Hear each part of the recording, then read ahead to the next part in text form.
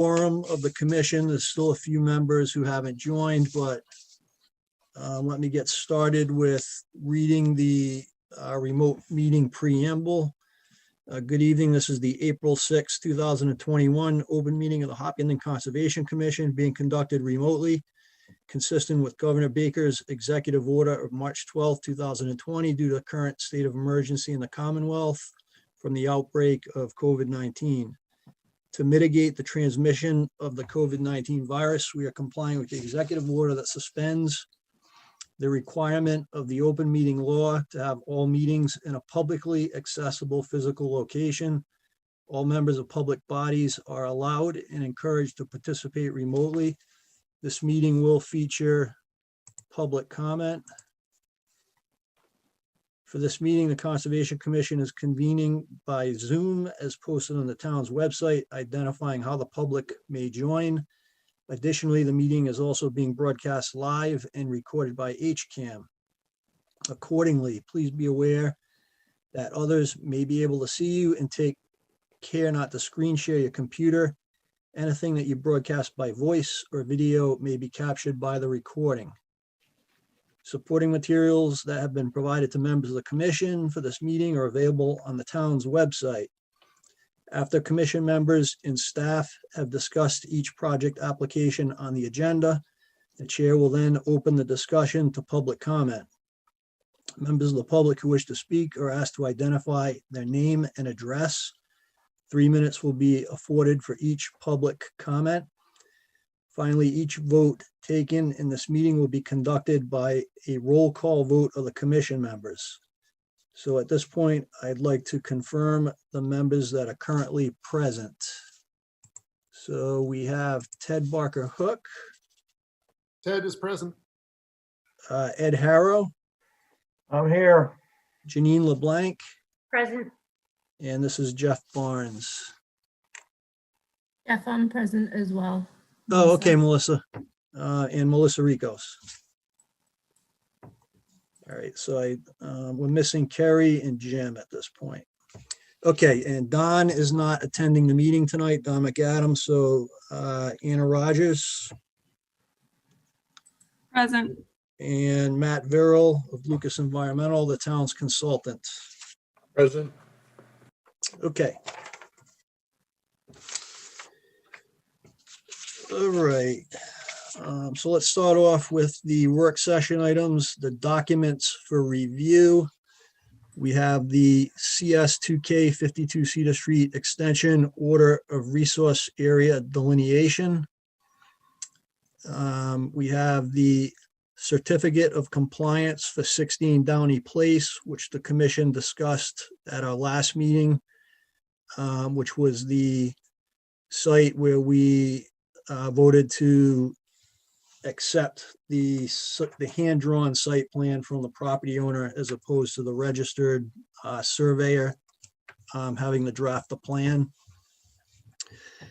We have Solon West Main Street, which is a certificate of compliance request, McLaughlin 1 Oakhurst Road and McLaughlin 3 Oakhurst Road, which are two certificate of compliance requests.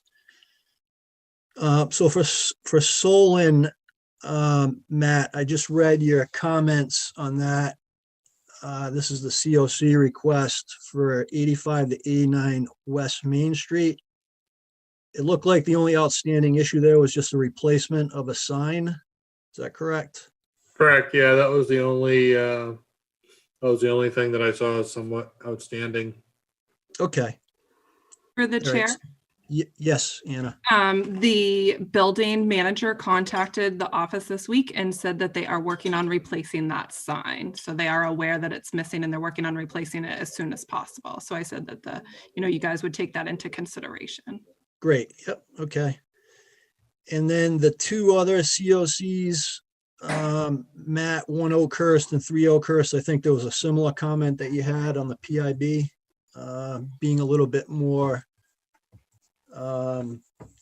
being marked a little bit better so that the homeowners know where the PIB location is. Is that correct? Yeah, for 3 Oakhurst Road, it was definitely There's only one emblem up on the entire property, and it's kind of way off on one side. So I think that one, it might need to be on some sort of a post or something. But for both of those, the sites really aren't terribly well established.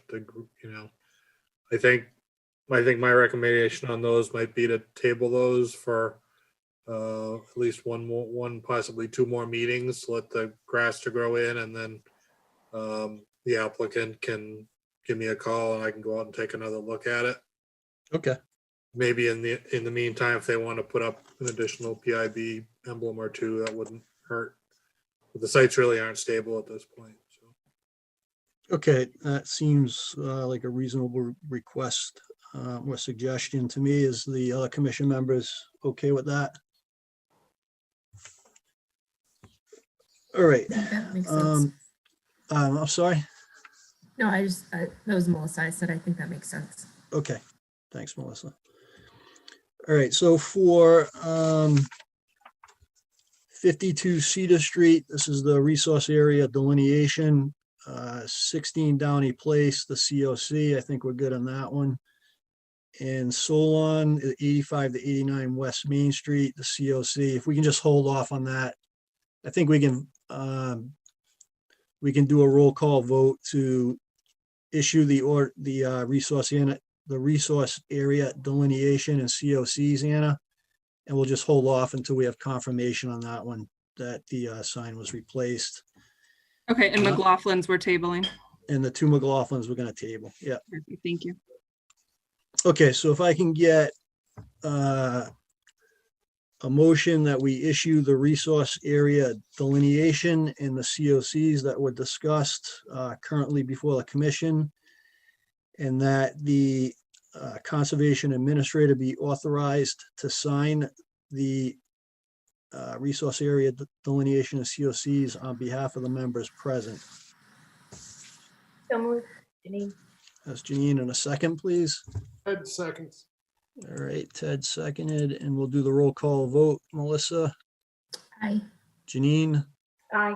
Ted, Aye. Ed, Aye. and Jeff is an aye. Okay. And Carrie's just coming in now, Anna, it's an FYI. All right, new applications received. Looks like we have a few NOIs, a couple COCs. So that's good. Looks like Don will be busy the next couple weeks. Okay, the draft minutes for February 9th and February 23rd, 2021. Did everyone get a chance to look at those? And were there any comments or questions? If I can get a motion to approve the minutes of February 9th and February 23rd, please. Ted, so moved. And a second. Ed, I'll second.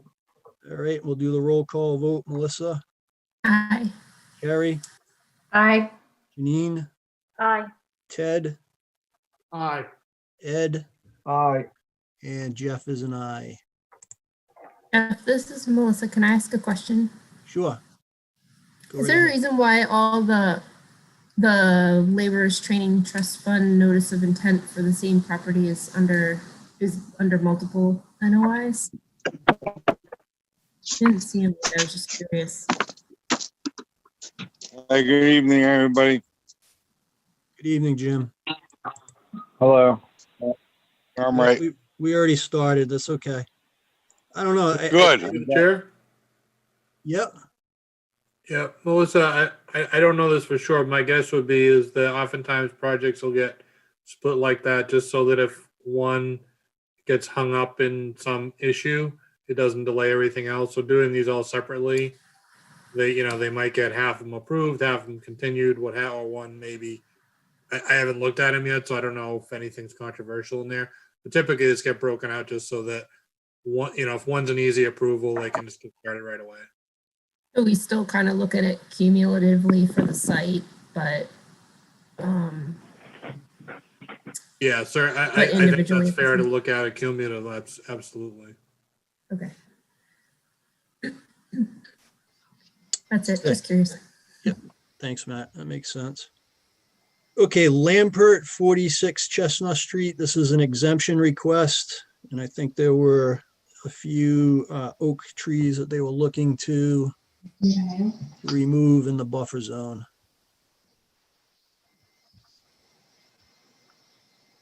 Sorry, I'm having Zoom issues. I can't get to the top of my taskbar to be able to minimize stuff. So bear with me 1 second, switching back and forth. Yep, no problem. Jeff, I can speak to this one. I don't know if the homeowner is on the line for this or not. Is Mr. Lambert on the phone or on the Zoom call here?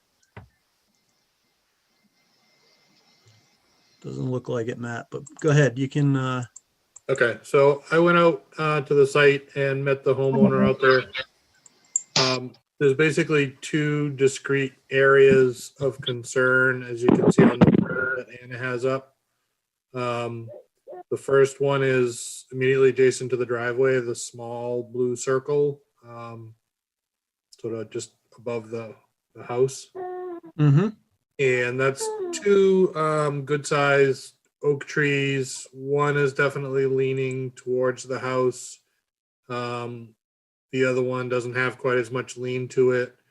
The homeowner was telling me that, as oak trees do, dropping a lot of acorns and the occasional branches and twigs and things onto the driveway, that's caused some damage to his vehicles in the past. So there's the base of the two trees there. So the trees appear to be separately growing, but certainly in close proximity to one another. Again, one's kind of leaning towards the house and one is potentially away. So I couldn't see any defects on either of the two trees by the driveway. Again, I'm not a certified arborist, but so I had recommended to the homeowner that he have a certified arborist look at that and provide some sort of documentation as to the health of those particular trees. But again, one was definitely leaning towards the house, and again, for whatever the acorns was doing some damage to his vehicles. The second area on these photos, most recent photos you're looking at, it looks like there was a microburst or something that went through in the rear of the property. And so it had the domino effect of taking down several trees. And unfortunately, one of these trees went into the yard and actually into the house, and I guess caused some fairly substantial damage. So these trees have been cut back, as you can see in this picture, sort of to the edge of the lawn. Mhm. The complicating factor here is there's actually a fairly small intermittent stream channel that runs below where all these trees came down. And I think that probably was somewhat of a factor in why they came down, because it's very rocky and very wet in there. So I think we had a lot of shallow rooting. So the homeowner was asking to potentially, I think he'd like to clear out all of those downed trees through there. It's a good shot of the sort of the uprooted, shallow rooting situation. Mhm. And again, some of these are actually in a wetland resource. And some of these also are kind of hung up. You can see in some of the photos that some of them are sort of partially down. The homeowner does have some, that one's a pretty nasty looking, dangerous situation. So he certainly wanted to, at a minimum, be able to go in and cut those and take the safety issue out, at least get them on the ground. And then again, ideally, potentially take a lot of that wood out. So I think those are sort of the discussion items. One would be removing the safety issue, which I presume would not be an issue for you. I guess the bigger issue is how much of that wood do you want to see left in place? I don't think any of it's blocking the stream channel to cause any kind of a flooding issue or necessarily redirecting flow or anything like that. But you can see it's a bit of a mess there. So feel free to answer any questions you might have on that. Yeah, okay. For the two standing trees near the driveway, Matt, was he amenable to, if we approved having those taken down, was he amenable to replacing them with another species of tree? I would think he would be. I don't recall talking to him directly about that, but he seemed pretty reasonable and I would imagine he'd be open to something like that. Yeah, okay. I mean, I'm okay with them taking the 2 oak trees down near the house, so long as he's willing to replace them with, another species.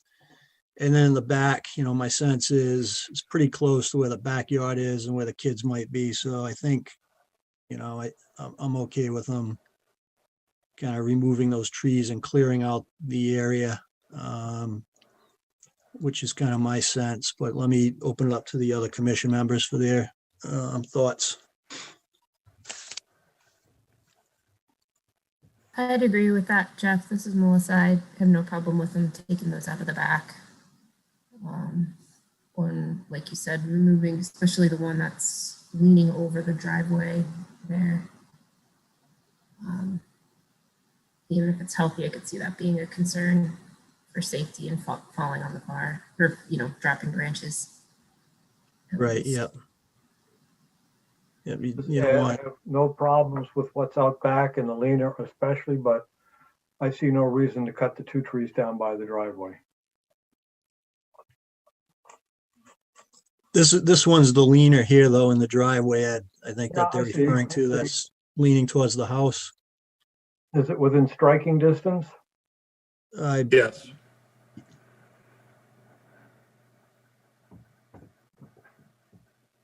Through the chair, my sense with the 2 trees is somewhere between you and Melissa and Ed. I think I'd probably be amenable to removing the leaner.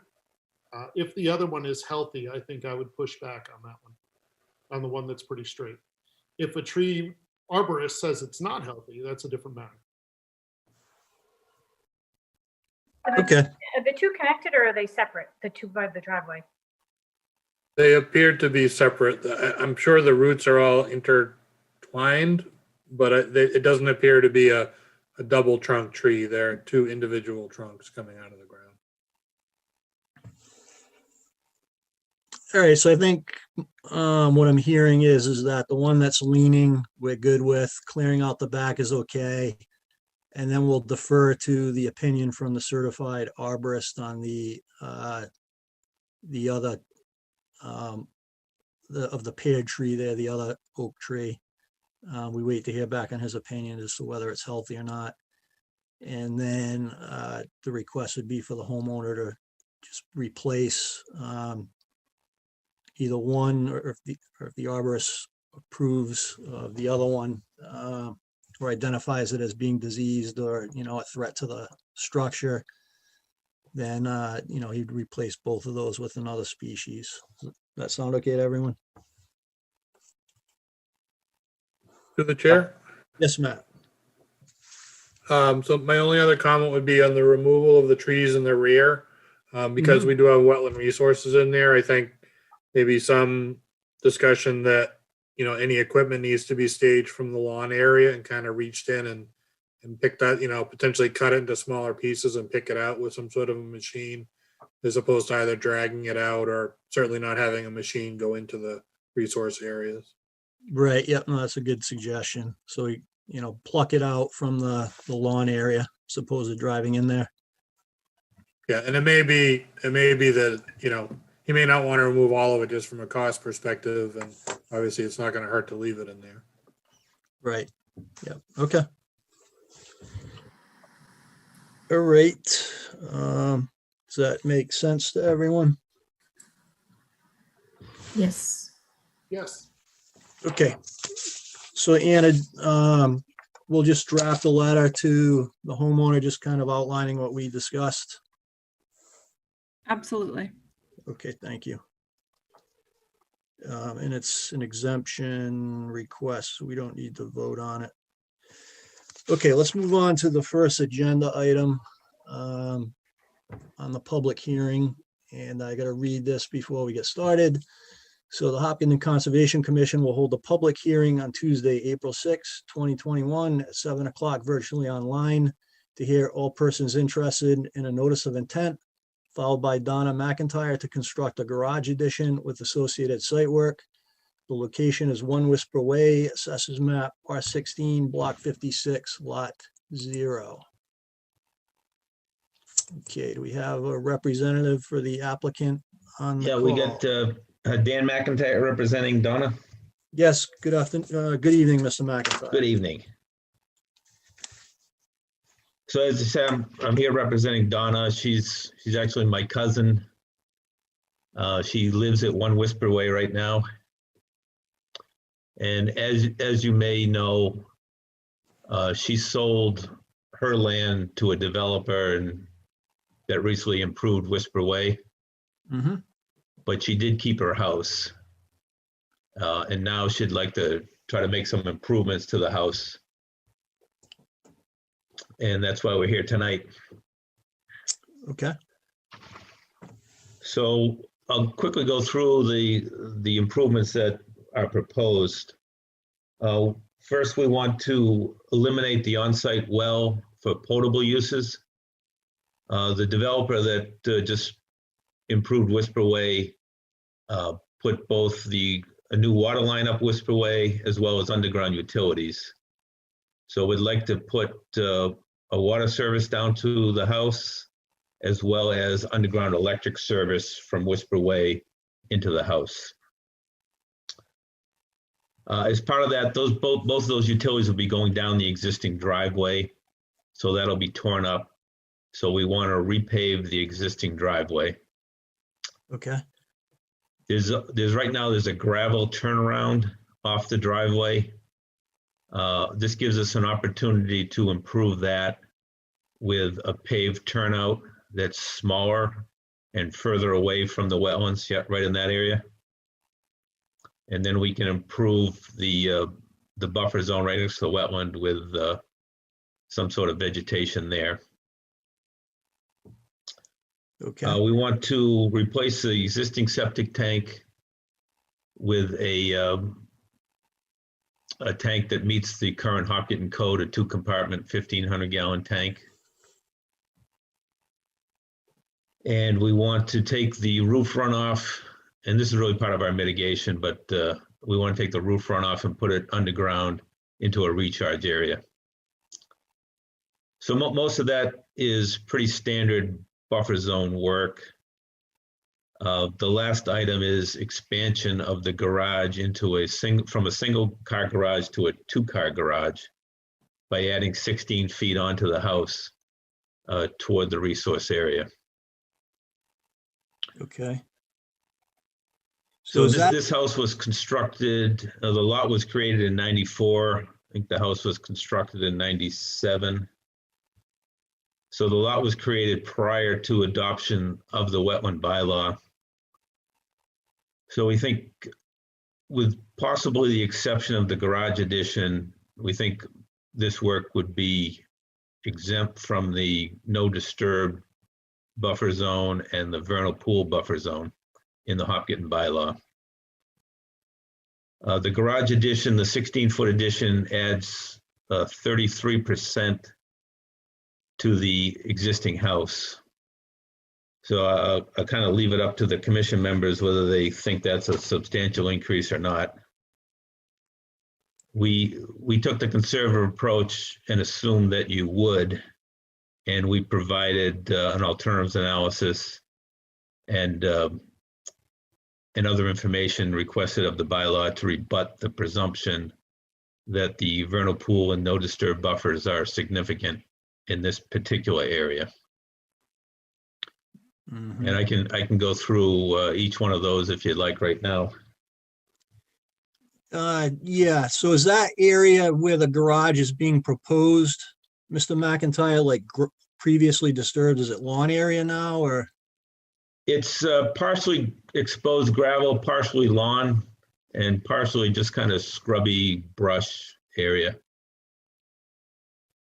Okay, Matt had, I think, a couple of good pictures of that area in his report. okay. But it is all previously disturbed when they built this house originally. Okay, here we go. So there's the existing house.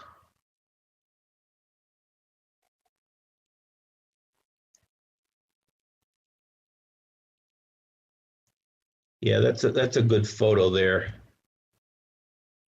That one tree you see over on the left-hand side of the photo, Mm-hmm.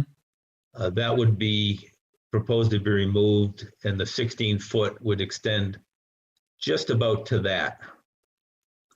Okay. Okay, So it's partially disturbed and plowed up and lawn. yep. Okay, so Matt, I saw you had sent your review over to us. I didn't really get a chance to go through it because we got it kind of towards the end of the day. Yeah, I apologize for getting it in so late. It was No problem. busy. You, Yeah, I can just walk through my comments if you'd like. sure, that'd be great. Thank you. So the first one, just as far as existing conditions, there is an existing deck on the house that doesn't show on the plan. I would recommend that is added just for completeness. With regard to the waiver request for the work in the 50 and 125 foot buffer zones, as Mr. McIntyre mentioned, there's an alternatives analysis and some other documentation, some different potential locations for the garage, but it doesn't talk about potentially making the garage any smaller. So I don't know if that's something the commission would want to hear, if that's feasible or not, as opposed to just moving it or, kind of shifting its location. And then a few comments on the mitigation measures that are proposed to offset the work in the no build, no disturb zones.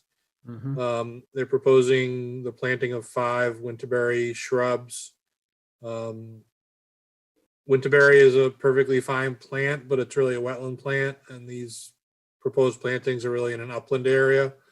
So I don't really feel that they're appropriate. I'd probably recommend something that's going to do better in drier conditions, and potentially have maybe a higher, winterberry would be a good valued plant for vicinity of vernal pool, but again, I don't think it's necessarily going to be successful. And then any plantings that are proposed as mitigation, we'd recommend there be some sort of a monitoring plan to make sure that they're successful prior to the issuance of a certificate of compliance. With regard to the rooftop runoff recharge system, looks like they've calculated it to infiltrate the first 0.35 inches of runoff. I think typically the commission likes to see the first inch of runoff. So perhaps the applicant can speak to that. And then with regard to the removal of the gravel turnaround and sort of creating the paved turnaround area, that seemed like a good idea. I think potentially the applicant might want to explore going a little bit further on that rather than just loaming and seeding, potentially letting, where it's so close to the BVW there, potentially either planting that with a native seed mix that can go wild, or potentially even had some woody plantings in there, and maybe having a PIB around that area to really let that area go wild and provide some value to the buffer zone, to the BVW in that area. And then a couple last comments. The applicant had sort of made the argument that the existing rock slope that was built when the house was originally built is potentially forming a barrier to wildlife that may be using the vernal pool. In my experience, I don't think that's likely the case, especially where this particular property is sort of located smack dab between 2 vernal pools. And it's likely that individual vernal pool species may be moving back and forth between those pools. They're either finding their way through that rock wall or around it and through the property for sure. Well, I would presume. And if the applicant feels strongly about that, I think, I think they would need to provide some evidence if that's a a strong basis of their argument for allowing the work. And then they are proposing some large stones to act as a PIB in the area of the vernal pool buffer zone.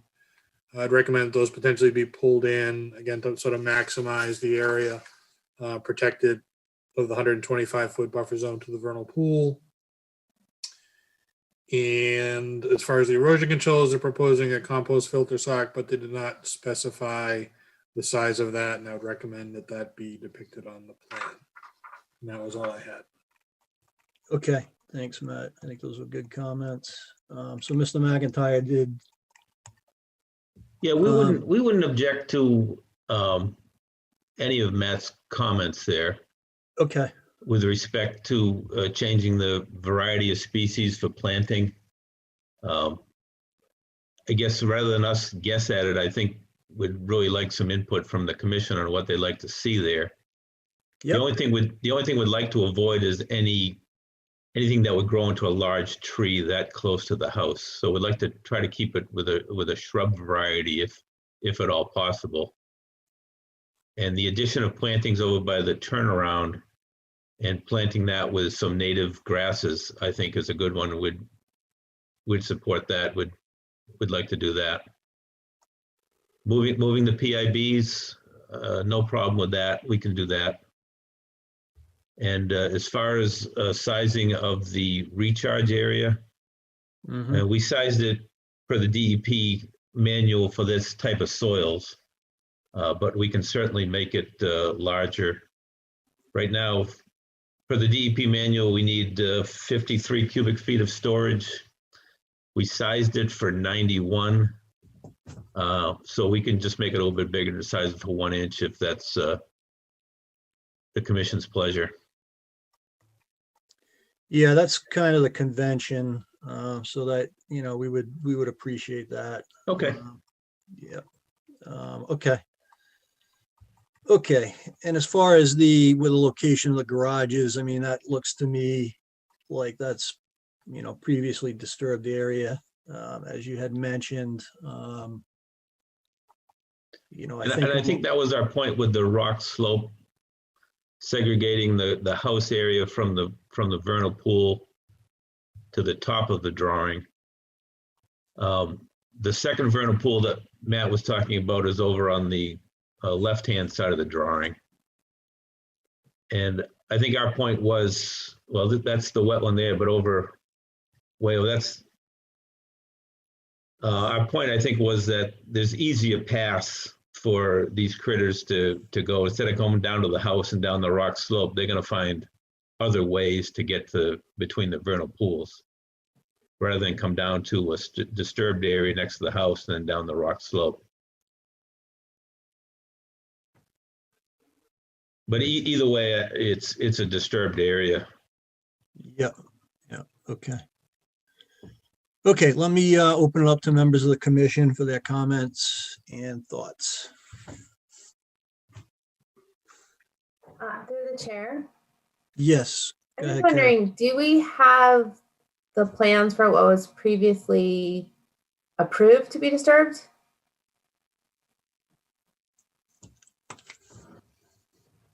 Through the Yes. chair. Oh, I'm sorry, go ahead. For when the Like- house was originally constructed, you mean, or? I guess, right? It seemed like it was insinuated that there was previously approved for construction, for construction. No, I don't think it was. Okay. In fact, these wetlands didn't really exist when this house was built. I think they were created partly from us building Whisper Way and putting that culvert under the road. There was an overflow from that first vernal pool over on the left-hand side of the drawing. And then we put a culvert under the driveway, which seemed to restrict flow and kind of create that wetland in the middle. So it really wasn't, there really weren't as many wetlands back in '94 as there are today. Yeah, and this wasn't part of the original Whisper Way subdivision. This is just a house in that area, right, where they want to do Yes. improvements. Okay. I just get kind of concerned, like, I know we have like, generally, if it's previously disturbed, we allow additional disturbance, but like, when you're kind of creating your own disturbance, I just want to make sure we're not rewarding people for clearing out areas in the buffer zone and then they can build more, but that doesn't seem to be the case in this one, but I am hesitant. That's, when I see more construction of an addition within the 50-foot, because we don't allow that now, but this is kind of an in-between, in my opinion, because it was built before all that stuff was in place. Okay. Through the chair. Yes, Ted. Whoops, sorry. I like Carrie's comments, but my only other hiccup is the newly paved turnaround. I don't like adding more impervious surface that close to the wetlands, and I wonder if that could be pavers, some sort of attracted paver so the water can still infiltrate the ground rather than add more pavement that close to a wetland resource. Well, I suppose it could, but then when we go into pavers, we're talking about a different type of maintenance. In New England, they tend to get clogged up with sand and things, and they don't work as really intended. So I think what we'd really like to do is the pavement and move it further away from the wetlands and be able to restore that gravel area. I assume it gets clogged with sand because you're sanding for wintertime snow. Yes. So I think that highlights part of my concern. I'm always worried about snow and snow removal that close to wetlands. If it were pavers, maybe it doesn't get sanded because it can't get plowed and all sorts of stuff. And I realize there wouldn't be much of a turnaround in the winter, but I worry about such things. I worry about snow and salt and sand. I worry about impervious surfaces, I can't say that today, that close to the wetlands. So that's my hiccup on the plan. Otherwise, I'm fine with just about all of it. Okay. Through the Thanks. chair. Yes, Matt. Ted, just to maybe shed a little light on that. So that the existing turnaround area, although it's gravel, it's really tightly packed gravel that for all intents and purposes is pavement. So I think in this particular case, I think by pulling that back, and especially if they're willing to really make it into a natural area, I think there's, yeah, you can see that there. That's pretty well packed down there. So I think by removing that and basically creating a vegetated area between the turnaround and the wetland, I think there's going to be a buffer that will help protect the wetland much more than what's there now. So I think it would be a net improvement, certainly. I mean, having pavers would be even better. I don't disagree. But I think there's something to be said for the change being proposed currently. All right, so if we do that, then I'm convinced. If we follow Matt's recommendation about letting that go back to natural and breaking it up and stuff, then I'm okay. Yep, I think Mr. McIntyre had agreed. Yes, we're in agreement with that. Yep, okay. Through the chair. Yes, Ed. So is the existing under-house garage going to remain? If so, you've got about 24 feet of pavement across the front of the house, which doesn't exist now, and which may be all that's needed for a turnaround. I don't know. Just tossing that out there. Well, if we look at the picture, I think it is paved now. Yeah, it's paved now.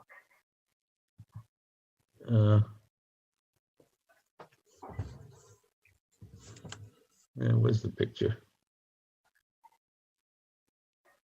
Right there.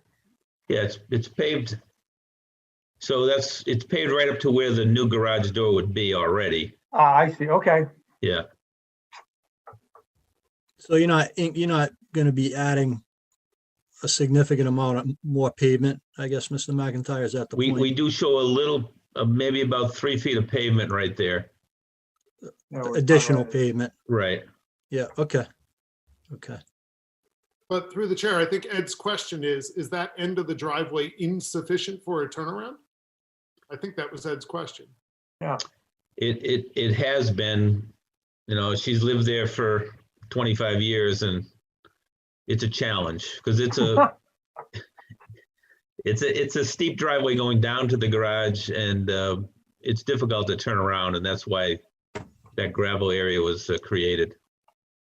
Okay. Okay, any other comments from commission members? I have one more through the chair. Go ahead, Karen. Because Ted brought it up about snow removal. What's the snow removal plan?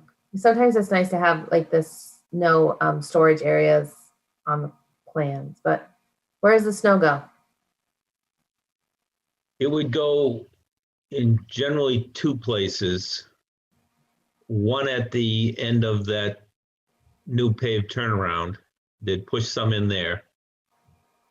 And the other location would be just to the, if you're looking at the house, just to the left of the garage addition, right in there. And that's where it has historically gone.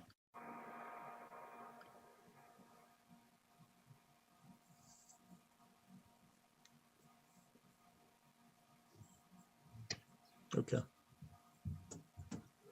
Okay.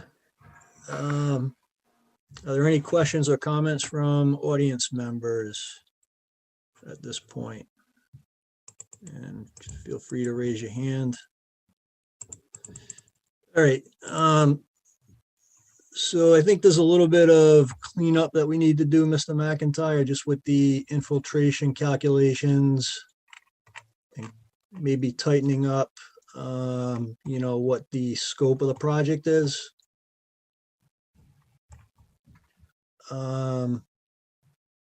Yeah, we can upsize the recharge area and improve that buffer at that turnout with some native grasses and some plantings. I guess I'd like to get some opinion on what you'd like to see there for plantings. Yeah, I mean, you can reach out to Matt and Don. To your point, I think there's, you know, shrubs as opposed to trees that can be located in that area. Matt, I don't know if you had something specific that you could recommend, you know, at this point, or if you just want to take it offline. Yeah, I would probably take it offline. I know Don has a publication that he typically sends to folks that I think breaks it out from wetland plants to upland plants. And if Mr. McIntyre, you know, wants to reach out to either Don or myself, and once he has that and, Okay. you know, drill down for some more specifics, I'd be happy to help with that. We were kind of hoping we could get a vote tonight conditioned on these changes, if that's possible. Through the chair. Yes, Ted. I got to say that the snow removal current plan didn't make me feel any better about things. Can we ask for a reconsideration of a snow removal plan? What it looked like is we're adding, even though we have already a pretty hard pack service, we're adding more pavement and we're pushing snow even further close to the wetlands because we're getting it off of the new pavement, and that doesn't make me feel real good. Can we ask for a reconsideration of snow removal plans? Well, I think while we're pushing the turnaround further from the wetlands, that's going to allow the snow to be further from the wetlands. I don't think we're getting closer to the wetlands. And down by the proposed garage, that's where it historically goes, and there's really no place else to push it given the location of the house and the location of the slope and wetlands. Yeah. So, but I think, you know, given some of the things we've learned, that we have where the proposed garage is, it's previously disturbed, but not approved previously disturbed. So we have unapproved previously disturbed and then shoving snow beyond that. We have, I don't know if the gravel turnaround was approved or not. I'm going to guess it was not. So that's unapproved disturbance close to the wetlands and shoving snow beyond that. And just the whole thing feels a little fast and loose with some rules. But as I said previously, these wetlands really didn't exist back then. So it wasn't like someone went out and did something mischievous here. That's the way it was back in 1994. And it was prior to the bylaw.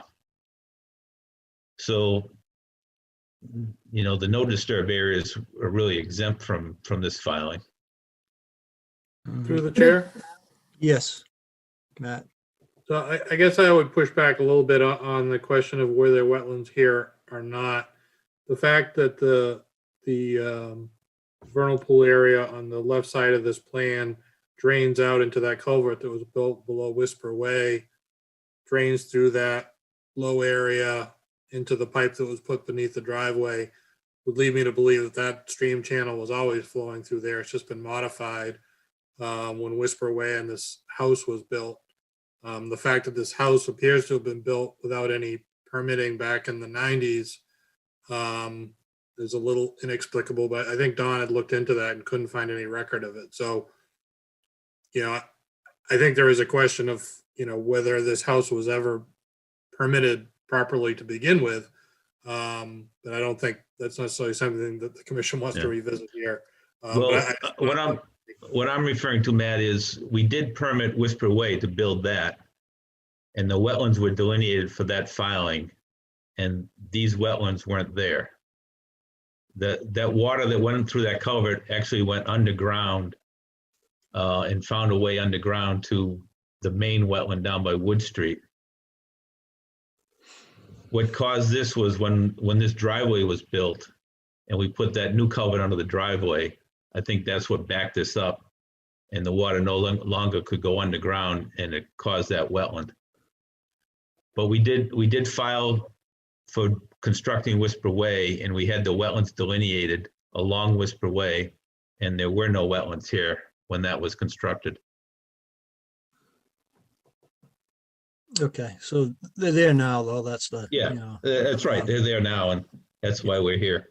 So can we put a condition in, Mr. McIntyre, that, with the snow removal, that it gets pushed to, what is that? I guess the south side of the driveway as opposed to towards the resource area? To the south side of the driveway.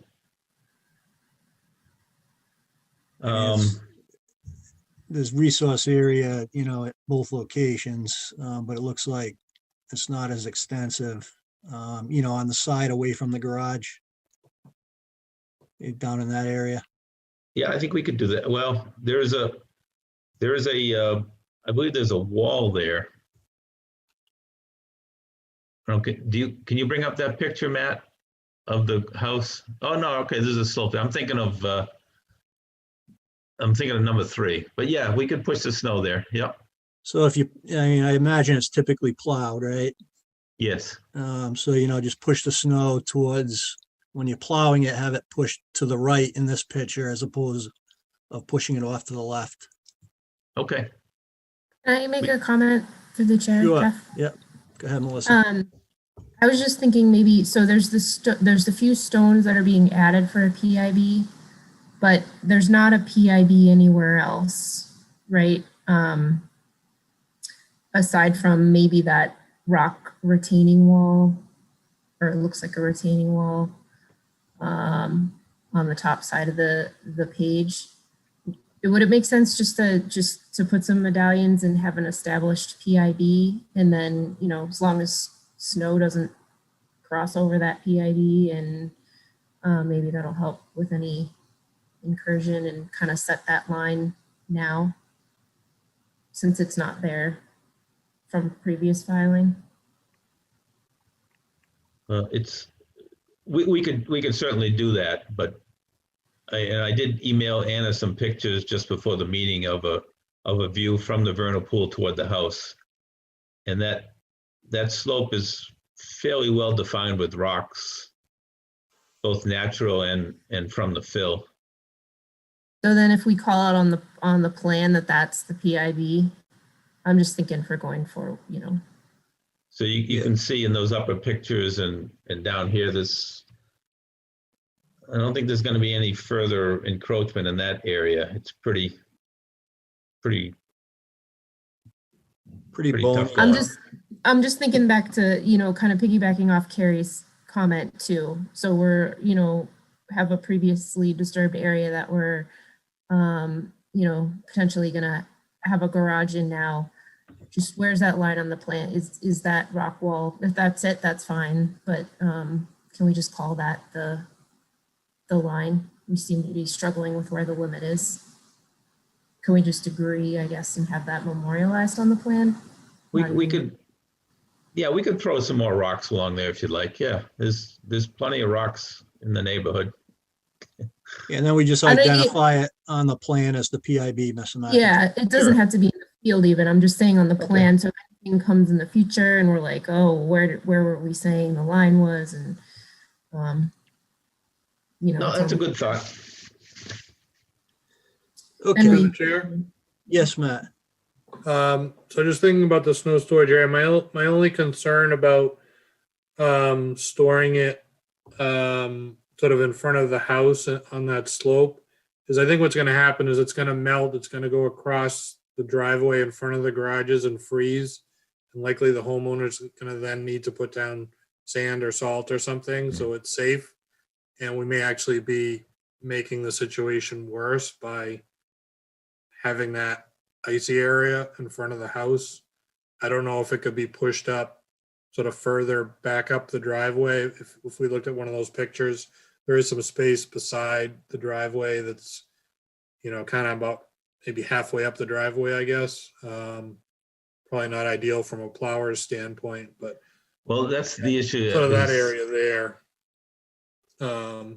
Mike, again, commission can do it one. I just wanted to point out that if it's melting and going back across the driveway, they're likely going to treat it with something, and that whatever that's treated with is likely to end up in the wetland either way. That's a good point, Matt. Yeah, it is.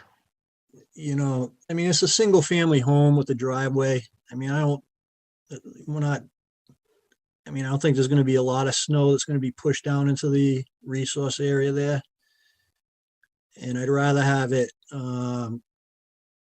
if it's going to be snow that's kind of,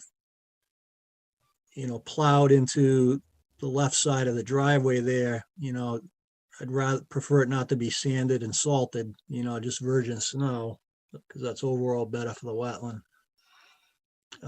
So that's kind of my sense, but Through the chair, can we put a restriction on sanding and salting if we're agreeing to the other parts? yep, that's a standard condition with, Okay, well, I knew it was for some things. I didn't know if it was here for an already built home, et cetera. yep. Okay. All right, so I think we can vote on this. Melissa, Carrie, are you comfortable with that? We have, I think the big one in my mind is just identifying the buffer zone plantings, which Mr. McIntyre has agreed to do, resizing the recharge to 1 inch, which, we can vote on the approval contingent with Matt reviewing that and approving it.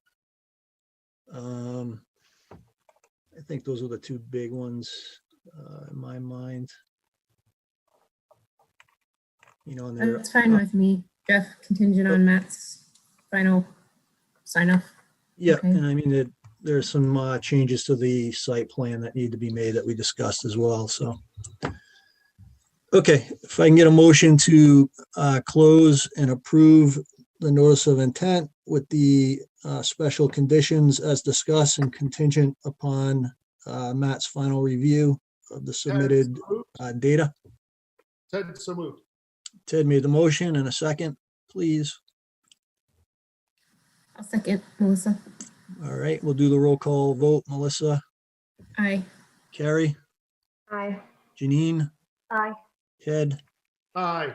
Ed, Aye. Jim, Aye. and Jeff is an aye. Okay. Well, thank you very Yeah. much. Yep. We'll be in touch with Matt and Don to get that plantings, and we'll get the new plan into you.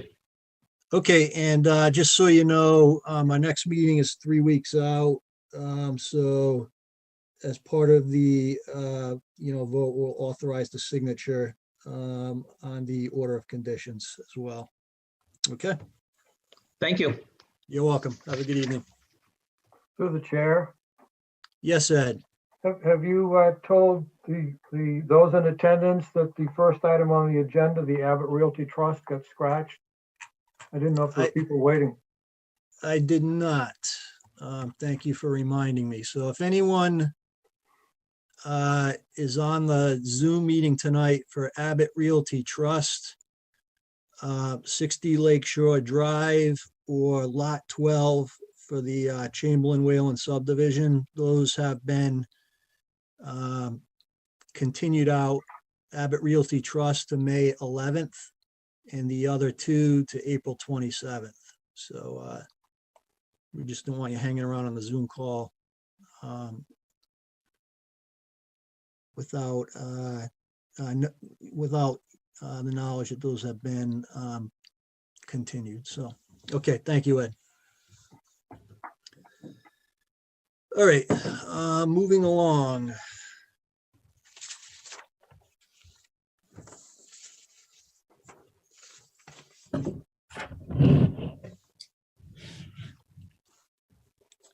So Toll Brothers Lot 6 on Chamberlain Street. This is a continuation of a notice of intent. Good evening, Mr. Chairman. This is Scott Goddard from Goddard Consulting. John Cusich from Bowler Engineering, the engineer for this, is also on, as well as representatives from Toll Brothers and Mr. Mastriani as the property owner. So I'm wondering, before, because I know we have 4 of the 5 hearings tonight for the individual lot applications, with lot 12 being postponed to the next hearing. And these are 4 lots that have had modifications since the last project, all with reductions in lawn areas and some regrading that's been submitted. Lot 12 was the one that had the house lot, the house itself actually partially within the buffer zone. That plan's still being reworked. I submitted a cumulative impact analysis. Mhm. And if it would please the chair and the commission, I would welcome the chance to sort of discuss that briefly. It was a late submittal coming in today, but it might be good, I think, to have a discussion on kind of the global view of this project as a whole before we zoom in on these individually 4 lots. And I can keep it brief, under 5 minutes, if you would entertain that. Yes, that'd be great, Mr. Goddard, because I didn't get a chance to review the analysis that you sent over yet. So Okay. that would be helpful. Perfect. So yeah, I see Anna is sharing it. That's great. Anna, maybe just kind of scan down this, and I'll just pause you when there's some highlights. Keep going. Well, actually, that's probably a good place to just the first picture there.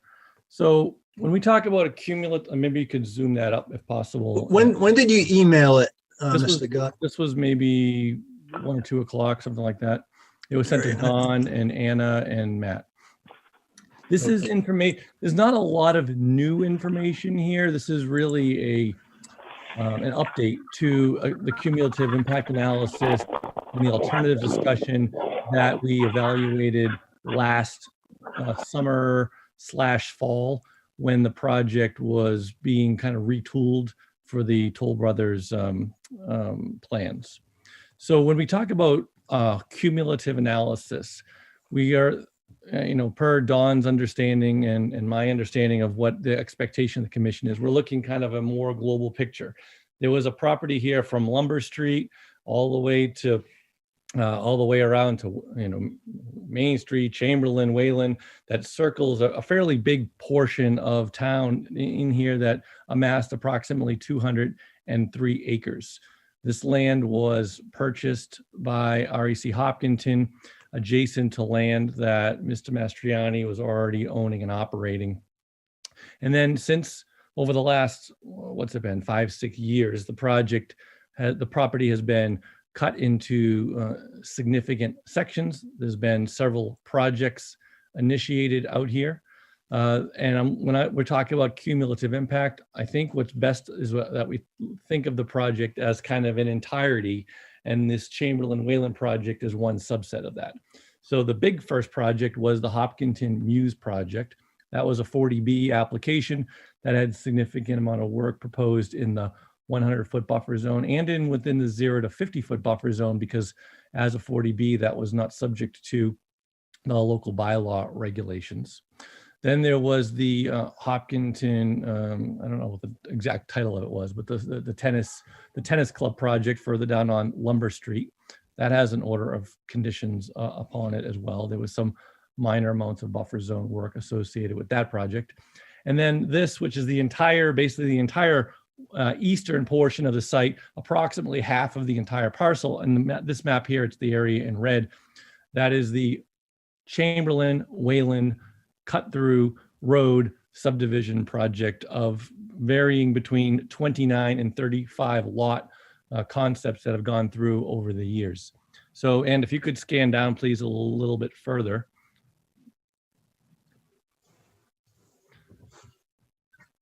So the first project that was contemplated, this is a good pause for a second here. This is a zoom in of the Wayland entrance.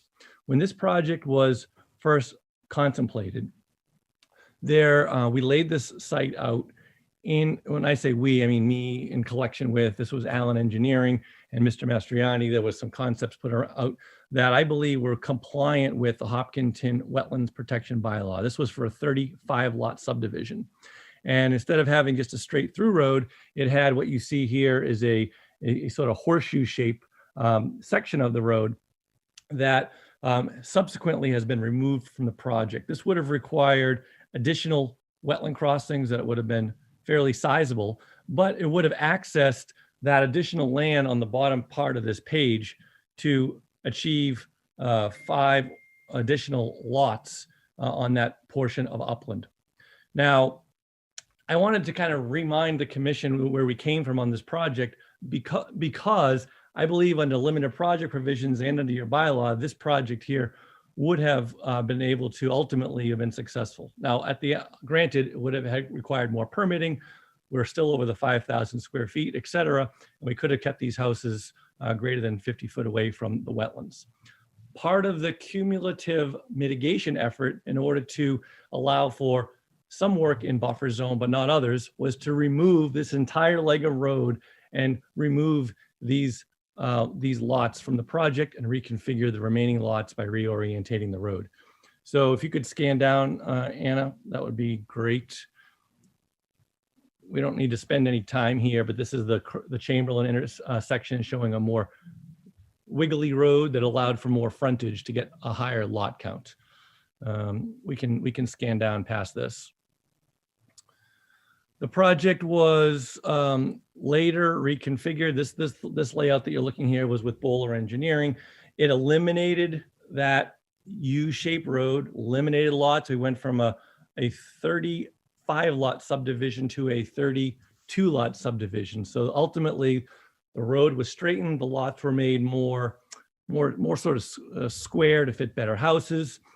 And the other thing that happened here was we carefully looked at this crossing. Now, the planning board could have required us to have a full road crossing going right through the middle of this property.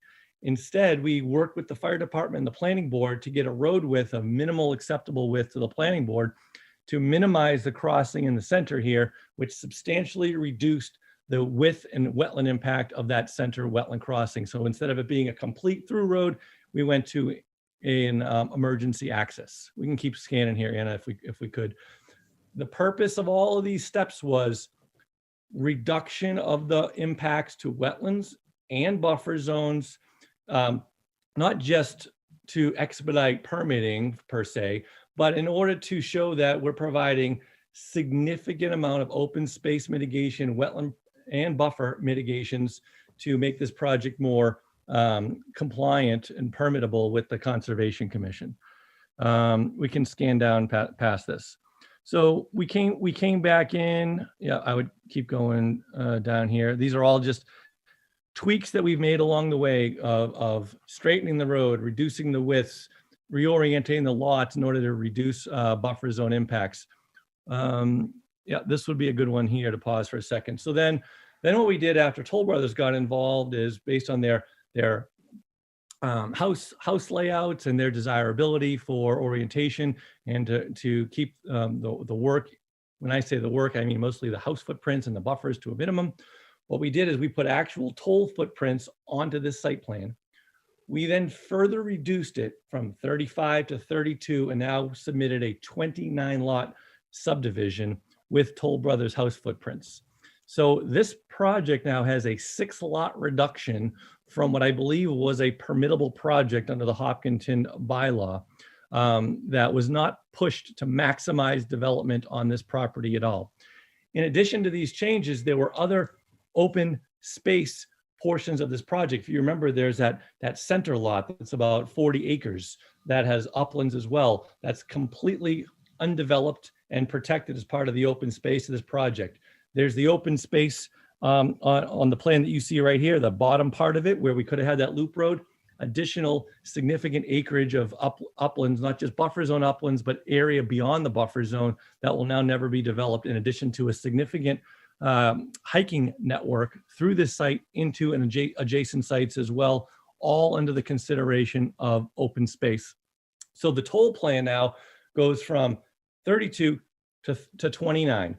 Then after the 29 lot discussion was brought to this commission back in, boy, I want to say it was somewhere around late summer, early fall of last year, we began this more detailed conversation with the Conservation Commission that we're in right now, which is now kind of getting to the details of each individual lot. Our client, Toll Brothers, that is the collective client of myself and Bowler Engineering, is really looking to work with this commission. They've instructed us to move these houses wherever possible at all outside of the buffer zone completely, and we have done that.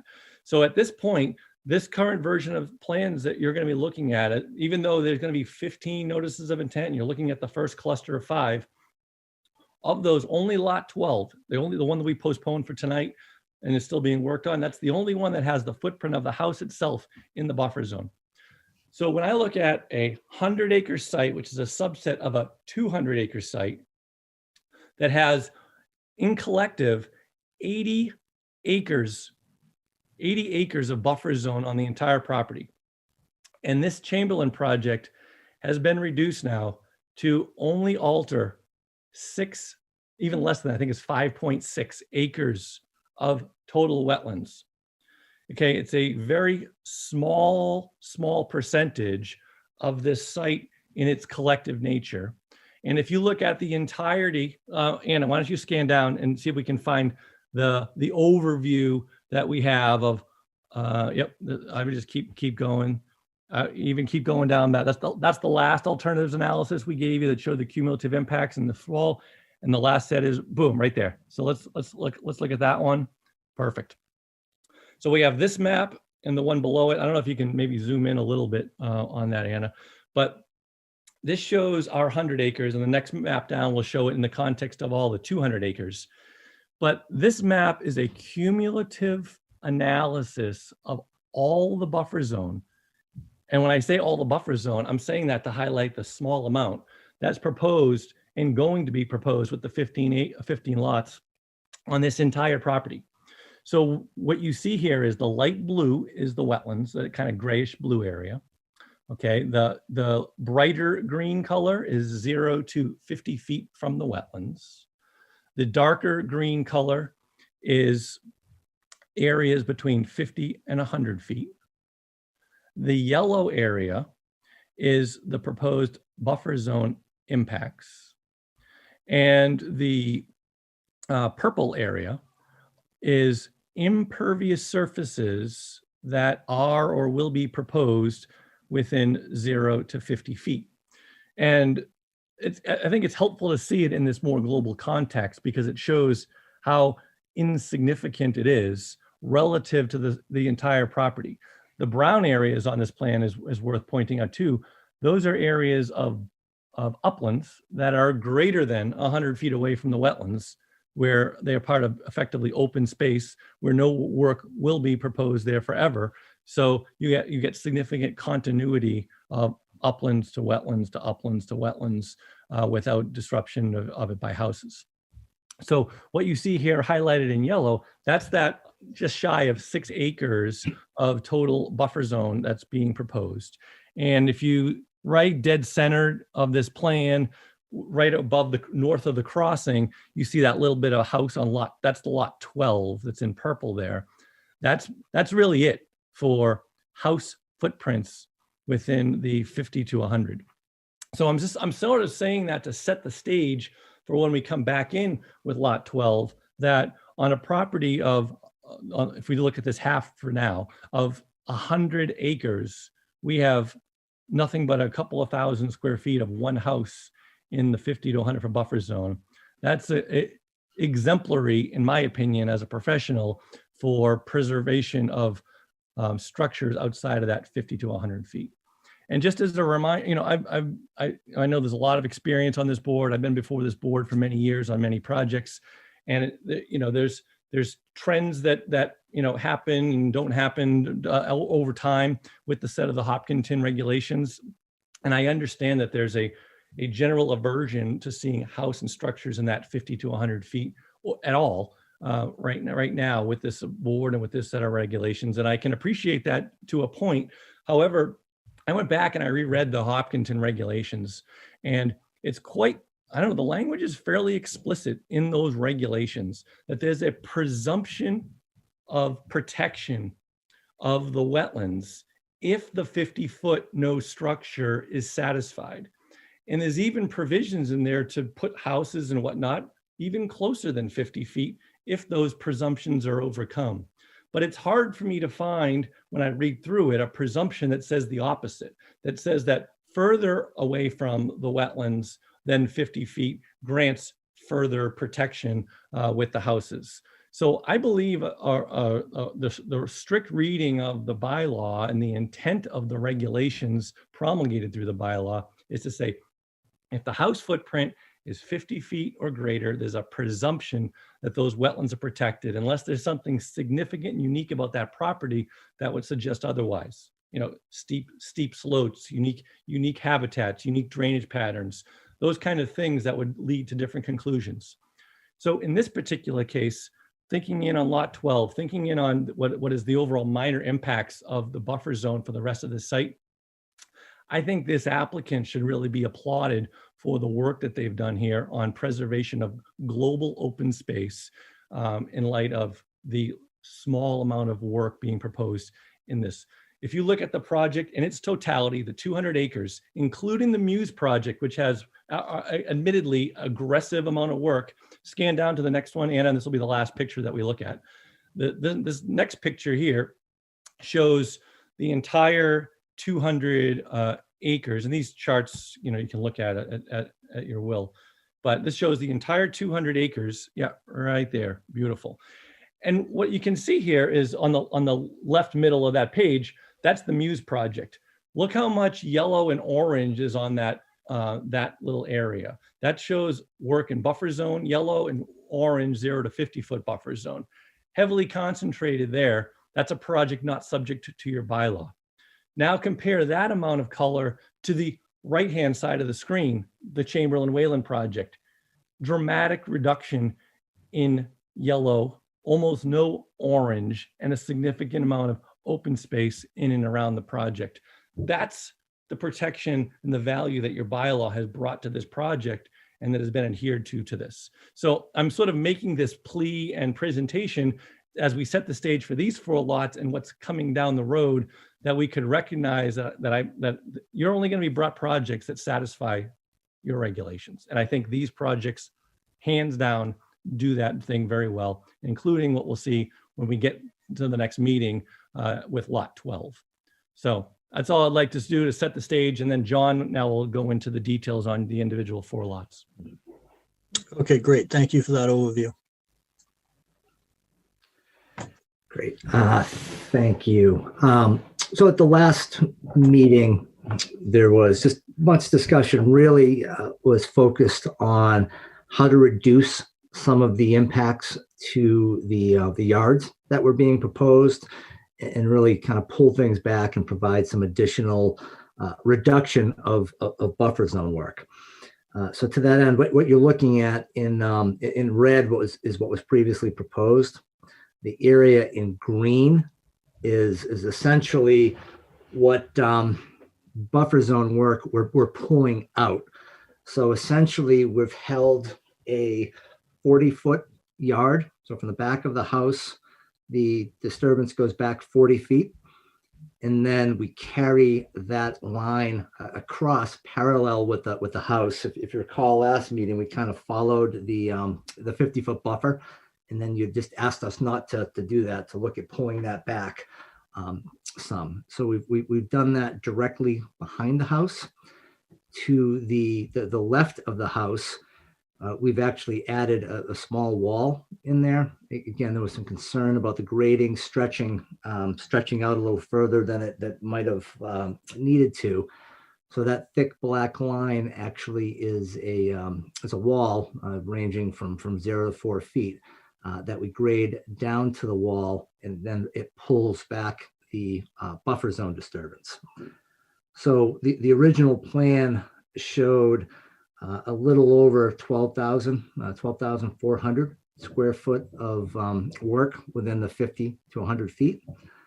The plan that we're looking at now with these changes reduces that to about 6,800 square feet. So it's a reduction of about 5,600 square feet of buffer zone work, which I think is quite substantial.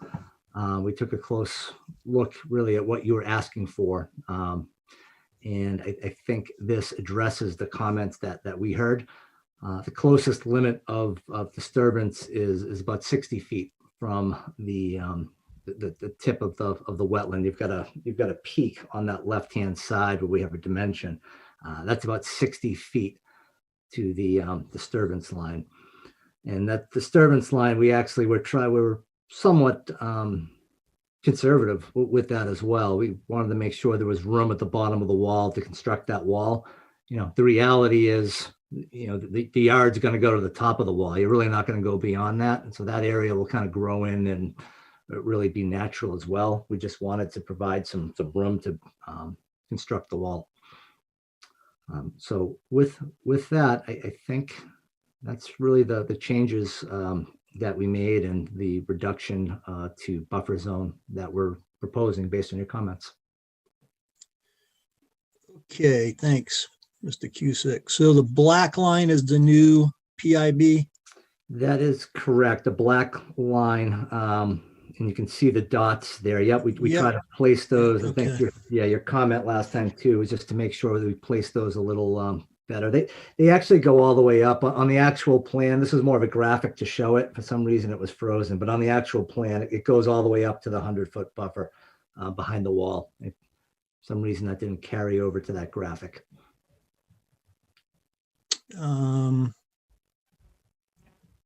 So that top tongue there is also should be shaded in green, is what you're saying? Yep, up in there. Yeah, we only showed what was in the buffer. The buffer stops. So we carried the PIB right to the 100-foot buffer. Got it. Okay, Starts yep, I see going- that now. starts going up. It just doesn't show up in this graphic for some reason. Okay. But we kept them 40 feet on center, consistent with how we showed everything else. Okay. All right, let me open it up to comments from the commission. For the chair, I have two questions. Yes. The first is, and I realize right now we're only looking at lot 6, but looking at the 4 lots we're looking at, it seems that 40 feet from house to PIB is kind of the standard you're working with. I'm wondering why 40 feet is the magic number. I think what we're trying to do is make a house with a marketable yard. We don't want to do something where folks are all going to be coming back to you to expand their yards. So we're trying to come up with something where the folks who are buying these homes have a yard that they can live in and use while we're still respecting the buffer zone and really trying to limit it. So we think 40 feet is a area that is marketable while still kind of respects and reduces the impact that we previously proposed. Okay, and it is true that you could have a 40-foot yard further from the buffer if the home were smaller too, true? If there was a smaller house, sure. Yep. Okay. My other question is, I think it was, but I don't have it in front of me, but I think it was lot 24, which is the one I think where the backyard slopes towards the house. Mhm. And it looks like you have a French drain installed just at the edge of the PIB. Is that true? And I realize we're not talking about that lot. I just want to make sure I understand what I'm seeing. Yeah, that is correct. I'll get into that detail when we talk lot 24, but that is correct. But that made me think, I think the idea is water runoff off of that hill then doesn't inundate the yard. It'll be diverted away, right? So yeah, and again, I can get into much more of that detail when we talk The 20. reason I'm asking, and I don't mean to cut you off, I Sure. know we're talking about lot 6. Mhm. Because I'm looking at a very steep grade from the driveway off of the new grading into the wetlands. And I'm wondering if a French drain could prevent wetlands water from flowing into a yard, if a French drain here could prevent water flow off the driveway from flowing into the wetlands. I think the difference, the intent on 24, that had to do with, there was a concern relative to some of the cut that we were doing in that area. And I think there was, I can't remember which commission member brought it up, but it was brought up, would there be an issue with having a wet yard and a mushy yard as water kind of flowed towards the house? Would we be able to swale it around the house? And in which we had a swale designed to try to do that, but we thought it would be better after looking at it closer to promote some additional infiltration into the ground and just really get it there at that point. So I think that was really the difference. We're doing a little bit of a cut under that lot, where here it's a fill. But I wonder if the same physics can be used to make sure that driveway water doesn't go steeply downhill into the wetlands, especially since we're so close to the wetlands. It could do that, but I think, I don't know to what, I guess to what benefit. And by that, I mean, if water's coming off the driveway, you've got essentially, over 100 feet of lawn area to infiltrate it and filter anything that might come down. Okay.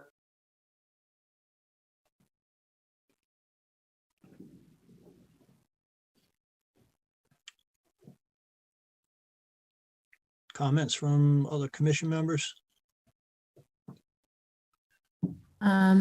This is Melissa. I just had a quick comment. So we're not doing any rooftop infiltration here, right? This is not proposed for these. And we talked about it briefly. Carrie had brought it up. That is correct. So it'd just be comment to the board. I mean, Is there a reason, Mr. Cusack, that that's not proposed? Is it because of the shallow groundwater or?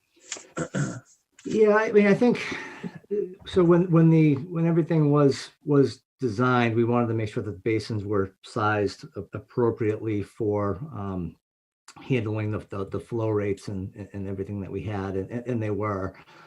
And we felt as though pulling the houses outside of the 100 feet, if anything's kind of coming off the house by way of drainage, you've got 100 feet of filtration prior to going to getting into the wetland, of which only 40 is lawn, and you're going to have 60 that's essentially a natural area where it will flow through and further infiltrate. I guess the thought that I have there is,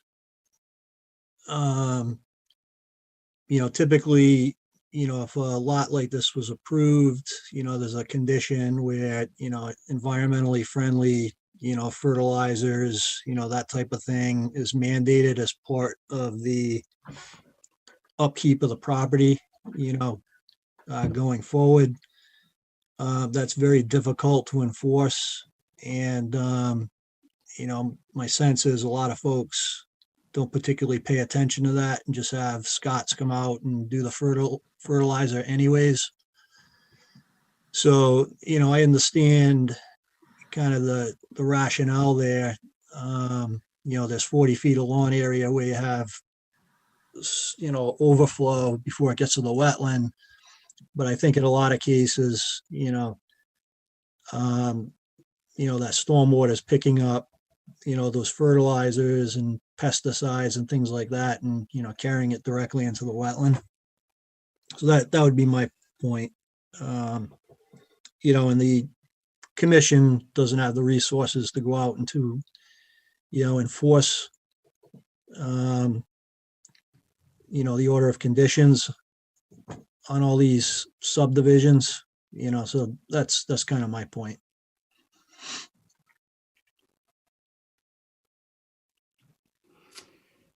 Yeah, again, I think, we really try to hold back by minimizing the actual yard areas based on the comments. Just to add additional dry wells and areas in there, and the cost associated with them, it would be our preference not to do that based on some of the other concessions that we're making here. Okay.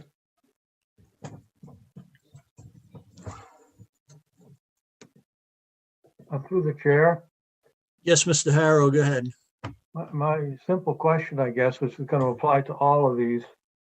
We have a PIB, and what other than the owner's appreciation of the post that says PIB is there that keeps lawn creep and things like that from moving backwards towards the wetland?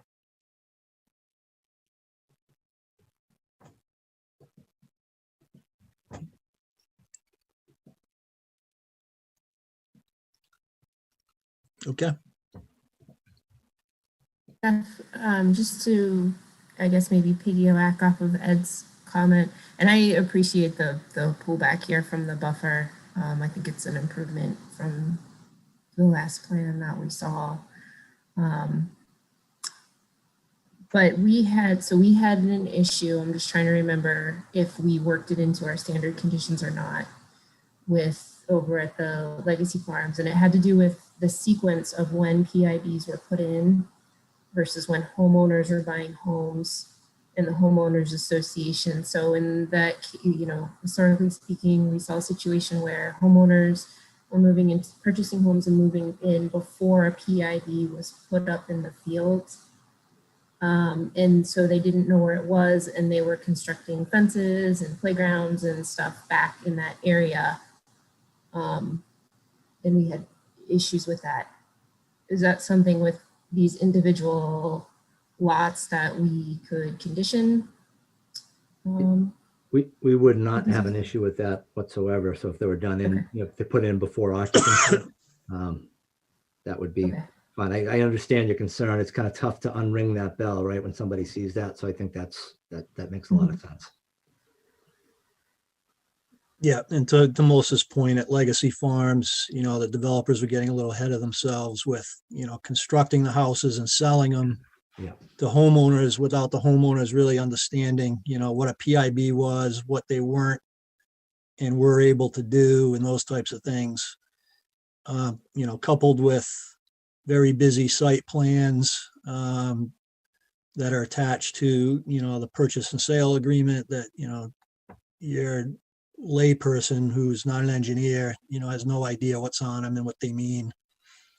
So, I think it's a good point from Melissa, and we appreciate your yeah, no, I agree. We've worked hard to get the buffers together here. So I think everybody wants them to be respected. So to that end, if that's conditioned, we would welcome that and make sure it was done prior to occupancy.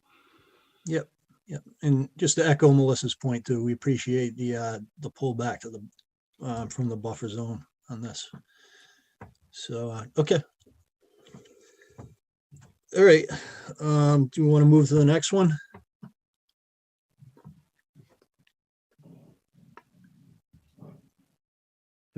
Good by us.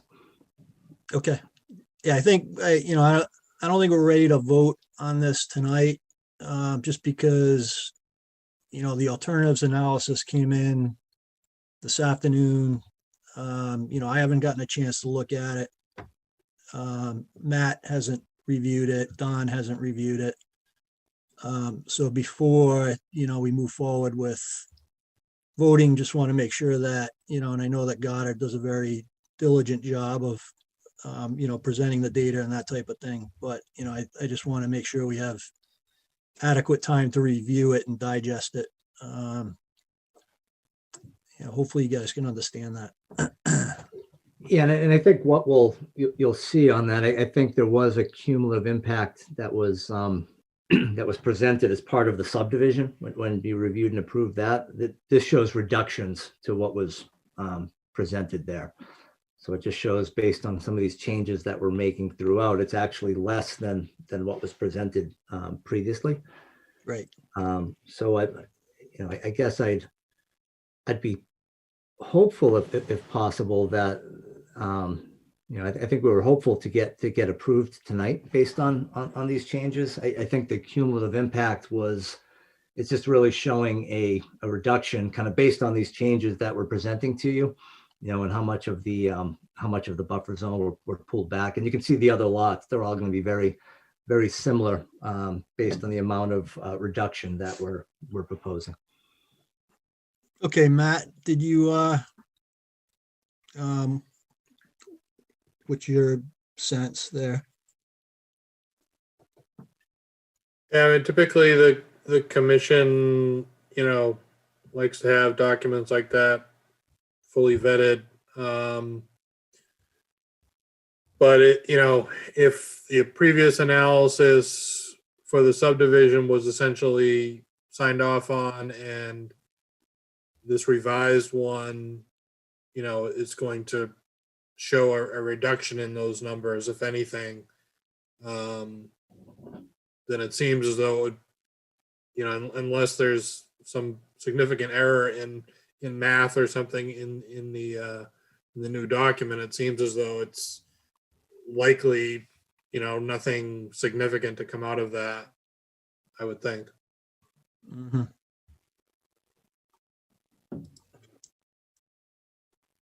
I would echo, this is Scott, I would echo what John said. It's some slight reductions in the prior numbers to fine tune it based on these revisions that you're seeing here. And those houses being slid out of the buffers, lawns being tightened up, that kind of thing. Okay, so you can assure us, Mr. Goddard, that there are no significant math errors in the updated cumulative analysis? I would hope not. I went through it pretty carefully, so. Okay. Chair. Yes, Carrie. So I don't like that everybody's like, well, like that we seem to have approved this previously and everything like that, because one of our big concerns is always that the houses and the sizing and where they are. Like I get the subdivision was approved, but it was always like those little cookie cutter houses, and we always, we're always waiting. That's why we do them lot by lot to see how they actually play out. Mm-hmm. So that being said, I agree that there's probably not going to be that many changes. And I think we can approve some lot by lot tonight, if that's what the applicant will want. I don't think we need the full cumulative. It will help, I think, the applicant for some of the other more contentious lots. But this particular one, I would feel comfortable voting on tonight. I feel like this is pretty consistent with things that we permit. Now, some of the other ones, I probably recommend continuing, but some of the ones that are a little more straightforward, where the whole structure is outside of the buffer and that, they've made the adjustments to the yards, I would feel comfortable voting on tonight. Okay, I appreciate that. Hey, All Jeff. right, well, let me, I'm sorry, did someone have a comment? Yeah, no, Jeff, it's Jim. I left the meeting for a couple of minutes. I agree with what Carrie said. I think we can vote on it and look at the cumulative effects down the line with the other one. Okay, well, let me open it up to comments from the public before we vote. So is there anyone who has any questions or comments? Feel free to raise your hand. I don't see anyone's hand raised. Okay. If I can get a motion to close and approve the notice of intent as discussed with the standard conditions for Lot 6 of Chamberlain Street. So moved, Janine. Second, Jim. Jim, and we'll do the roll call vote. Melissa, Aye. Carrie, Aye. Janine, Aye. Ted, Aye. Ed, Yeah, I'm gonna vote aye, but I just wanted to state that I don't like getting an information dump, minutes before a meeting. Thank you. Jim, All right, and Jeff is an aye. Okay.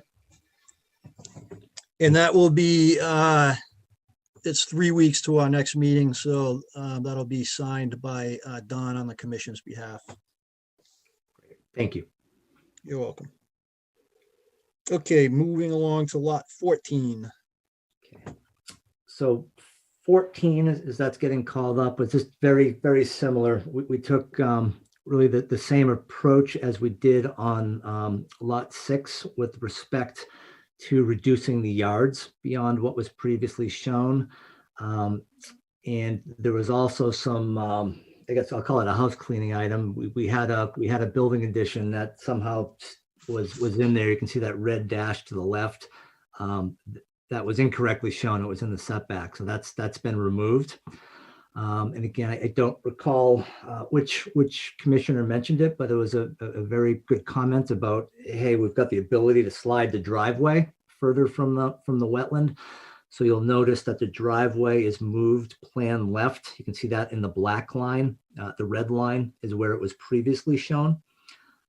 So we slid that over as well. And then if you scroll back up, there was a tweak to the house that we made as well. There was a comment we previously, you can see on the back of the house, we had a pretty long addition shown. We essentially cut that in half. So the section on the right goes away. What that allows us to do is pull the deck further in. So now as proposed, the deck is almost, entirely within the, outside of the 100-foot. It might go into it by about a foot at the right corner. But we've modified that potential house box, shrunk it down, pulled the deck in so we could provide further reductions to buffer zone impacts. The original application proposed about 12,400 square feet of buffer zone impact based on these, it showed 22,175 square feet. Excuse me, I was reading the wrong one. These changes show 14,275 square feet. So it's a reduction of approximately 7,900 square feet of buffer zone over the plan that we presented to you previously based on the comments that we heard. Okay, let me open it to questions from the commission.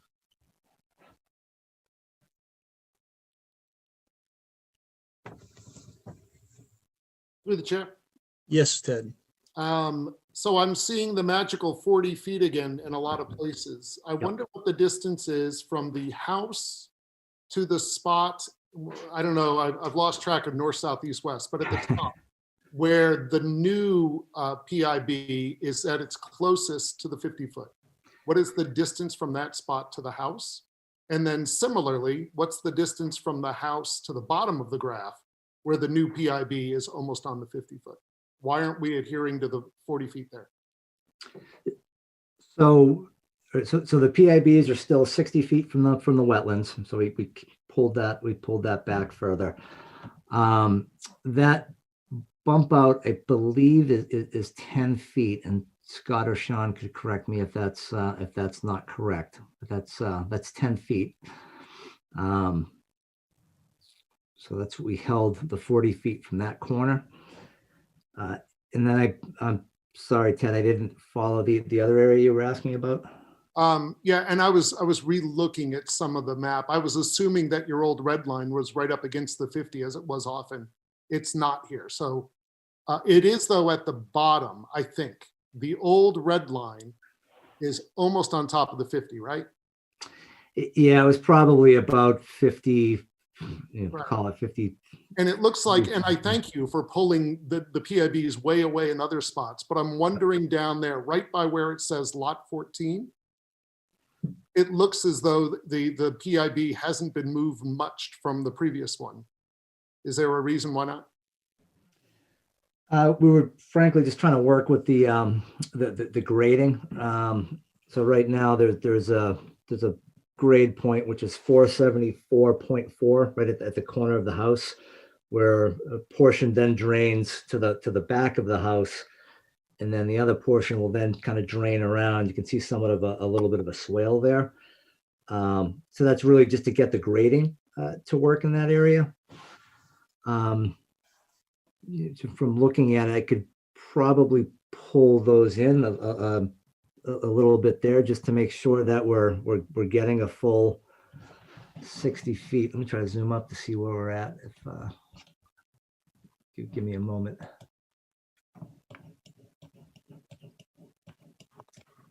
I think if we wanted to, I guess, pull that that PIB in right below lot 14, right where it's labeled lot 14. That's what I'm talking about now. Yeah, I can move that in. You call it right now. That's 55 feet off is what it's labeled at. I can make that at least 60. I would appreciate that. I think there's two numbers. I mean, there's the 40 feet from the house to the edge that you want to preserve. And if that's true, then it's not really that we're looking for 60 feet from the wetlands. We're looking for as close to 100 as is reasonable. But if you could pull it further away, that would make me happy. Yeah, we would not have an issue with pulling that that PIB into making sure it's at least 60 feet. We can make that happen. I can tighten up those grades in that area to pull that back a little bit. Okay. Thank you. Any other comments from commission members? Jack, can you scroll down to the entrance to the driveway? Because I think there's something similar there, no?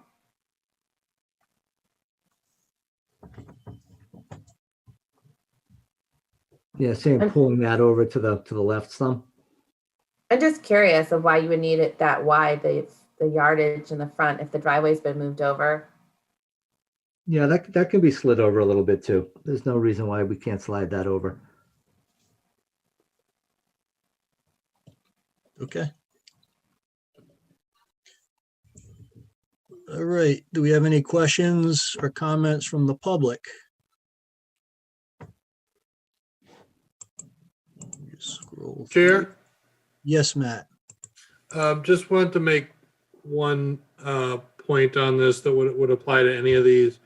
I guess just to throw it out for discussion as much as anything. I think obviously sort of setting the limit of disturbance where you're not cutting down any of the natural vegetation and having the PIB right there is preferred. But I think the next preference would be, and feel free to correct me, Ted, or anyone on this, is that if you need to do grading to get the drainage to work or what have you, that work could potentially be done, disturb the area, and then still have the PIB inside where the ground has been worked, and that area can be left to return to natural. Obviously, it's going to take longer to revert than if it were left undisturbed where there's no time involved, but there would still be value in that of having, okay, you've done your work, you've got your grading to work, you've got your drainage to work, and then you're setting sort of your permanent limit of lawn to minimize that to the extent possible. I just wanted to throw that out there for whatever discussion it's worth. Yep, that makes sense, Matt. Mr. Dowsey, did you have a question? Yes, I do. It's Chuck Dawchey, 25 Sanctuary Lane. A member of the Hopkinton Area Land Trust Board of Directors and member of the Trails Coordination Management Committee. First, I want to thank REC for during the subdivision review process, working out ways to keep trail connectivity in this area.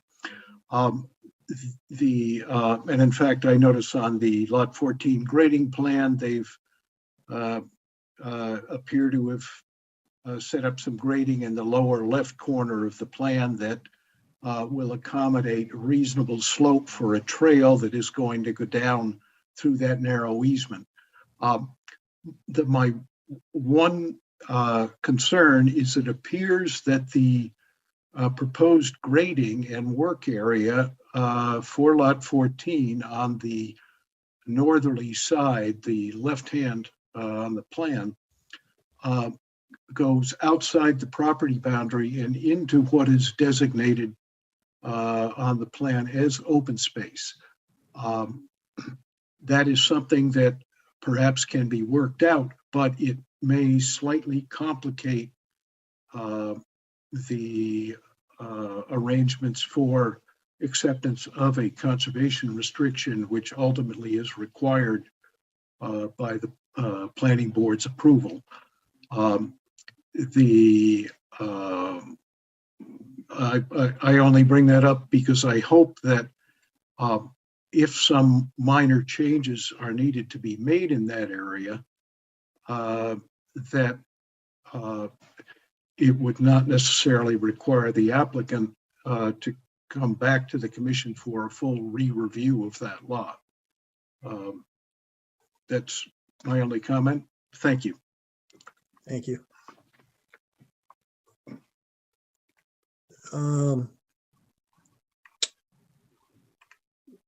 So Mr. Cusick, Anna, can you scroll down a little bit, please? Thank you. Yep. I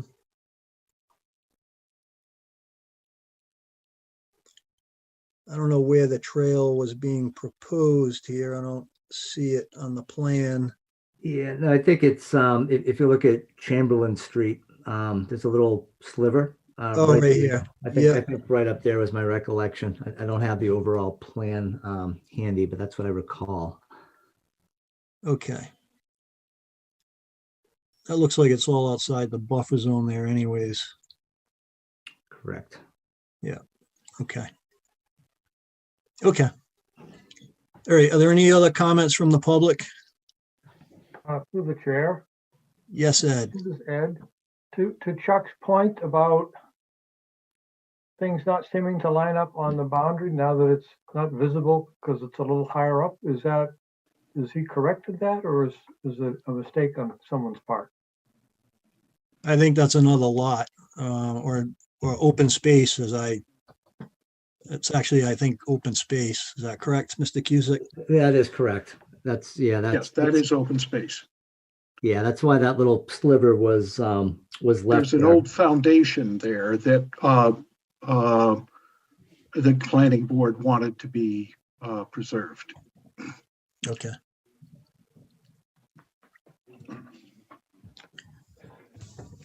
Okay, I think we're ready to vote on this one. And the vote will be subject to receipt of a revised plan, just noting the expanded areas of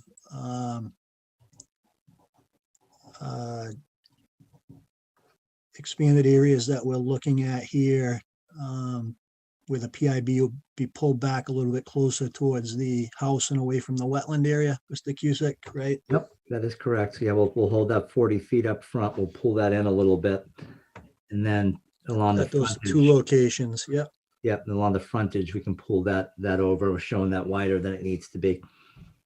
Okay.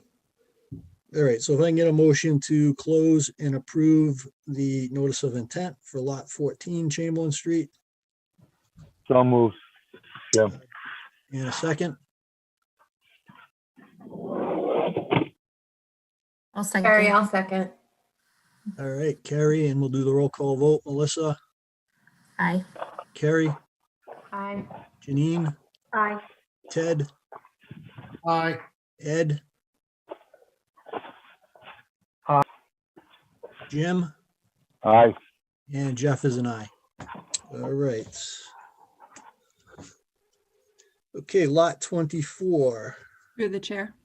Yes, Can you just confirm that that authorizes the signature page as well, please? right. Yep, I'm sorry, Anna. So that will, our next meeting is 3 weeks out, so that vote will confirm that Don will sign in wet ink on behalf of the commission for the order of conditions. Thank you. Okay, lot 24. Okay, lot 24, in keeping with the similar discussions that we've had before, we obviously looked to pull back the grading of the yard in order to reduce the amount of buffer zone. And we also kept with a comment we heard to hold that PIB line essentially parallel with the house, rather than vary it with the wetland line. So you'll notice right behind the house, it's running parallel at 40 feet. Similar to the last lot, you'll notice the house box has changed a little bit as well. Again, we had that larger addition across the back that went close to the full length of the house. We've cut that in half, which allowed us to pull the deck back further. So now again, the deck was previously within the 100-foot buffer. Now it's essentially out short of maybe a corner clips it by half a foot to a foot or so. The other change that we've made here is we've added the French drain that was discussed. Again, there was some discussion last meeting about the yard potentially being wet with some of the soils that we have out here. I think we're all aware that the soils aren't the best soils on site. We previously had a swale to direct some of the water around the house. However, as kind of a belt and suspenders approach, we thought it might be best to add a trench drain up there as well. So if there's any runoff coming from the wetland up above, it would hit that stone trench, and what was able to infiltrate into the ground would. If it wasn't able to infiltrate, it would still be directed around the house. From a buffer zone impact, we originally had approximately 8,000 square feet of buffer zone impact between the 50 and 100. Based on these changes, we've reduced it by about 3,300 square feet. So as shown, there's 4,600 square feet of buffer zone impact as shown on this plan. Okay, thank you. And I'll open it up to the commission members.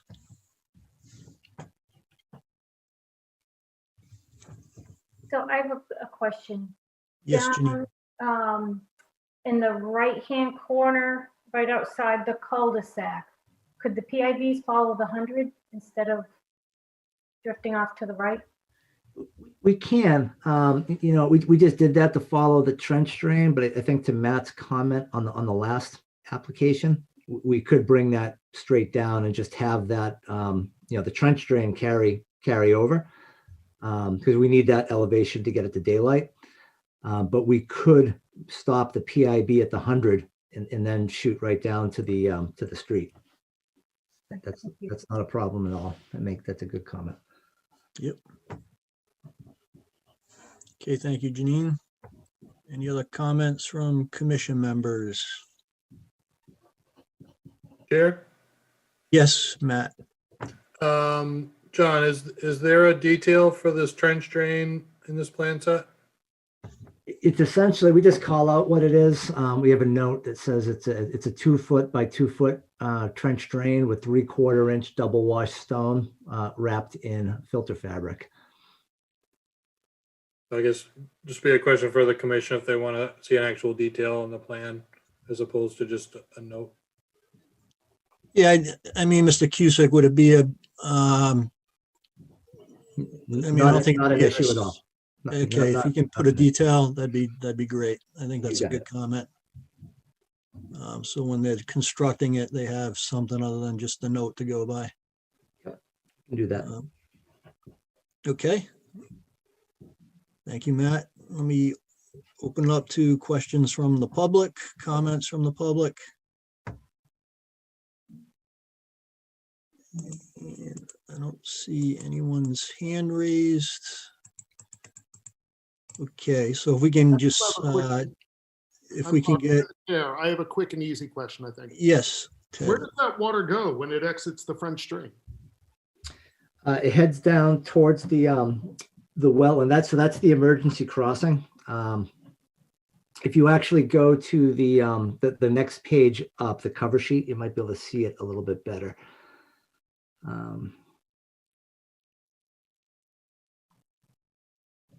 Is that in the Yeah, it would have. like Yeah, it plan? would have been in the I'm sorry, yeah, not on this plan. It would have been in the actual plan that had the three sheets.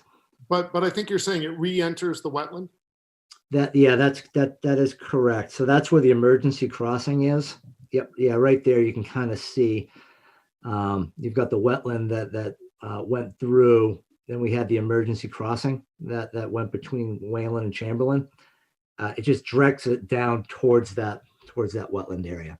And my guess is that's fine. But Matt, would you agree that you don't have any concern with wetland water running down a French drain and then back into the wetland? That's fine.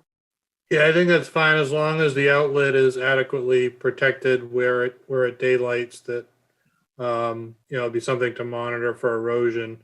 John, is there some sort of a little stone outlet or something there? Yeah, you know what, Matt? I don't think we actually showed that based on the low flow, but again, going to the belt and suspenders, we can show a kind of a stone pad there just to make sure that there isn't any issues. So I'll make sure that's on the plan gets submitted back. Okay. I don't see anyone's hand raised. So if I can get a motion to close and approve the notice of intent for lot 26 as discussed and subject to the submittal of a revised plan with the requested details. Okay, so moved. And a second. Second, Janine. All right, we'll do the roll call. So Melissa, Aye. Carrie, Aye. Janine, Aye. Ted, Aye. Ed, Aye. Jim, Aye. and Jeff is an aye.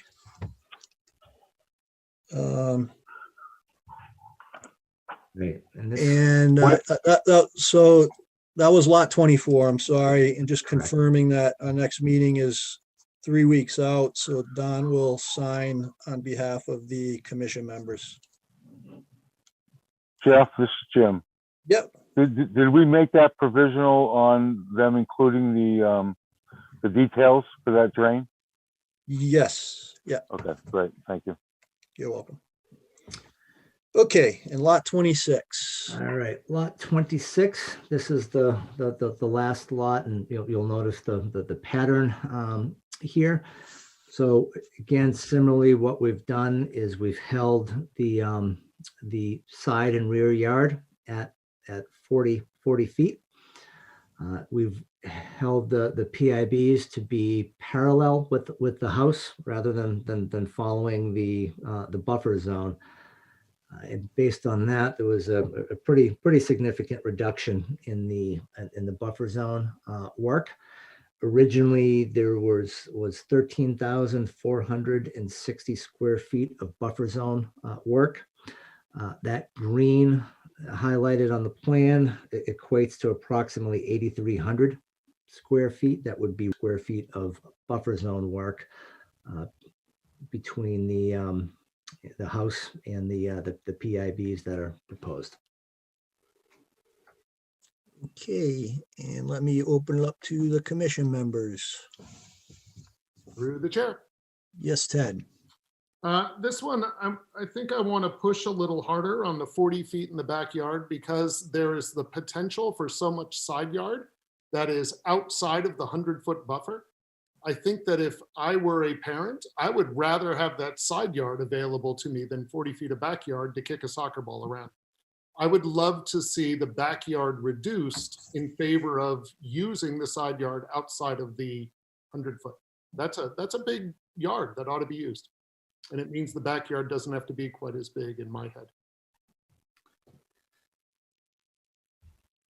So I think to that end, I think what we find a lot of folks like to use the backyard just as it's private. You know, they've got a little bit of privacy and they just feel more comfortable behind the house as opposed to on the side of the house where if you're out kind of hanging out there, everybody driving up and down the street, you're there for folks to see. So I think 40 feet is really consistent with what everything else is shown.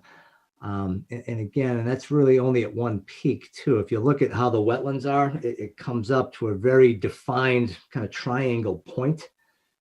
So it's really at that one point where you're there. Beyond that, it drops off, all around it, and it becomes much more substantial. So I think the 40 feet as shown really isn't too obtrusive. And again, the preference would be to keep 40 feet, which I think is reasonable, and will avoid folks trying to do any creep or anything like that if you give them enough of a yard to do something with. Okay, so it's yours to design, right? It's just mine to offer feedback. Sure. I think a line of plantings along the street would create plenty of privacy in the side yard.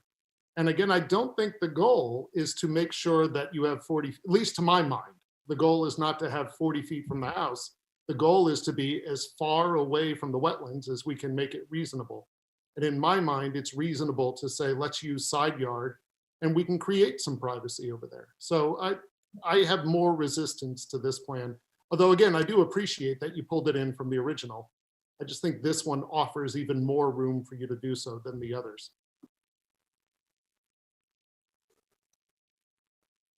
To the chair. Yes, Ed. This is Ed. I don't disagree with Ted, but my question is, what is the dashed line making the sort of upside down U where lot 26 is ensconced in the middle of it?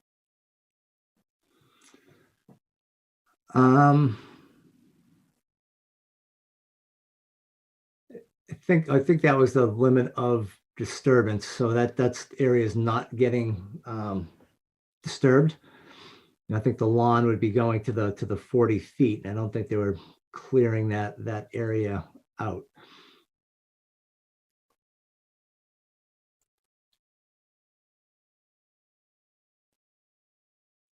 Don't think or no? No, I mean, as it's shown right now, that's not the intent. The intent was just to leave some vegetation in there. Right, is that the line you're referring to, Ed? Yes. Okay. And if that's the intent, then it seems like it should be marked somehow as don't come in here, whatever, I don't know. But it's certainly, if it's just there, to Ted's point, someone might say, well, we can make a soccer field over here. If that's not the intent, then it seems like it should be labeled somehow. Well, it's outside our jurisdiction there. Well, I fully get that. But I'm being Ed here. Yep, got it. Yeah, I mean, I think that's why we have the erosion controls shown there. So during construction, I think that's what's going to get cleared. If a homeowner comes in later and does anything in the upland area, that would really be on them if they wanted to do that or not. But that isn't something that we're proposing as part of marketing this lot. We think the 40 feet to the rear and the side is adequate and makes the lot marketable. Jeff, through the chair again. Yep. I don't know for sure. Maybe Ed's question was answered, but if it was, it brought up another question for me. There is that gray dotted line that goes around the lot 26 marking. Correct. So is everything outside that line to be cleared, including in that 50 to 100 foot zone? And if so, why? So when you're looking at the plan, you can see the proposed contours blending in with the existing contours within that 40-foot yard to the left of the house. That's where the clearing will occur. And then right up on the street, there's a contour that comes across. So there'll be some clearing Next up. to the property line, to the north, to the left side, well away from the house.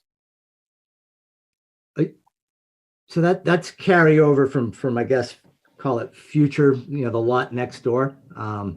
We can remove that on this particular plan because it's not part of this plan.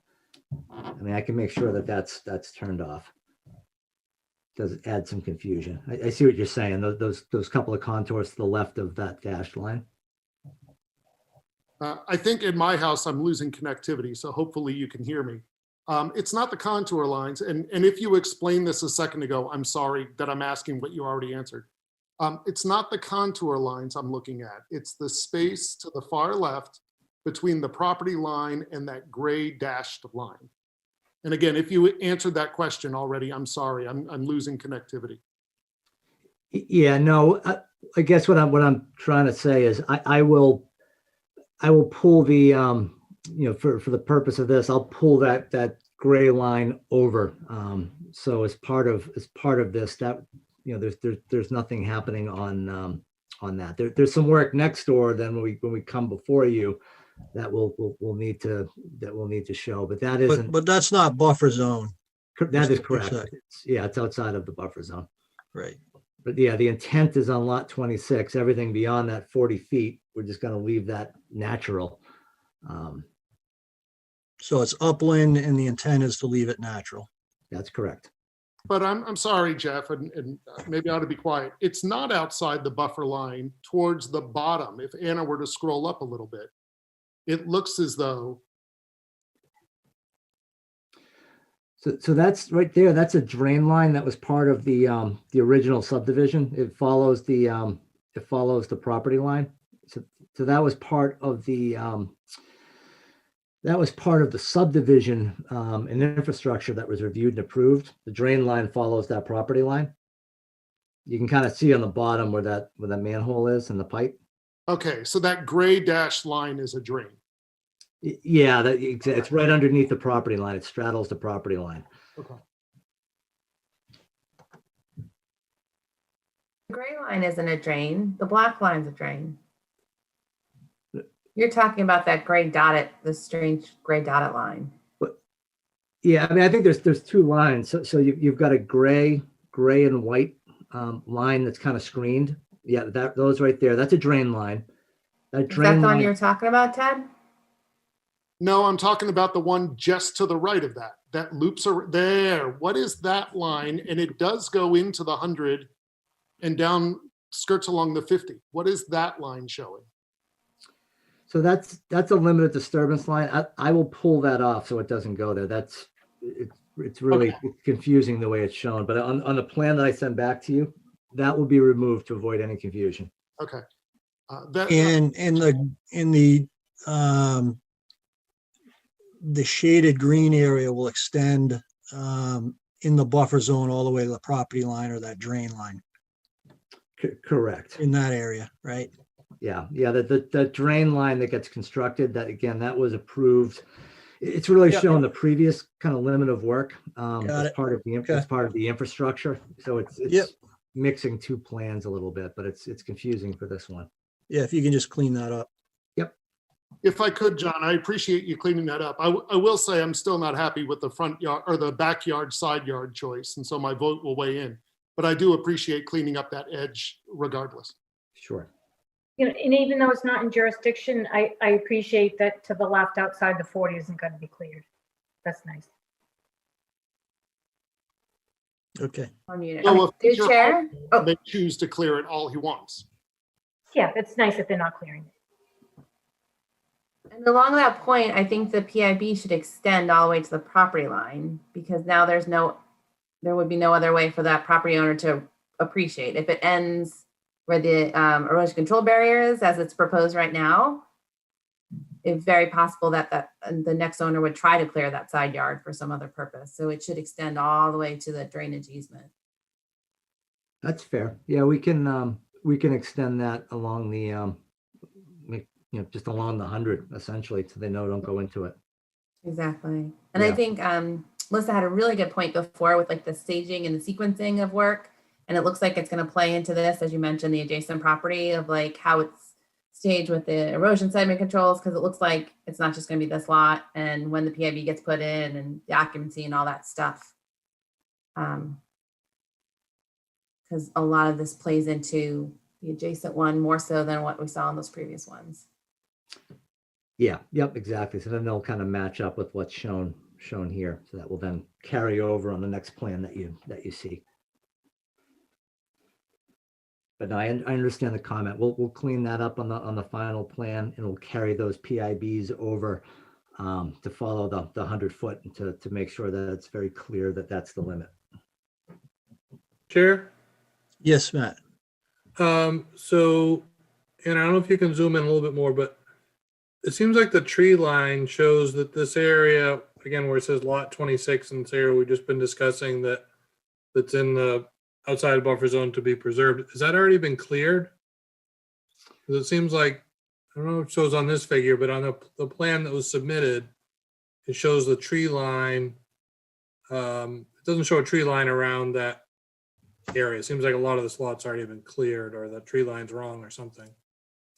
Yeah, I think there were some temporary basins that might be what it was, what that was for. But everything that was cleared previously was from the infrastructure plan and the limit of works that were previously shown there. Nothing has gone beyond that to my knowledge. So can you zoom in a little bit more on that, Hannah?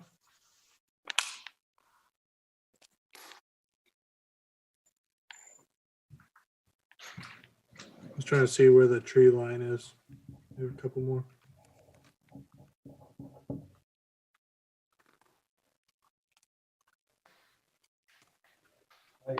Aren't these torques? Like, is it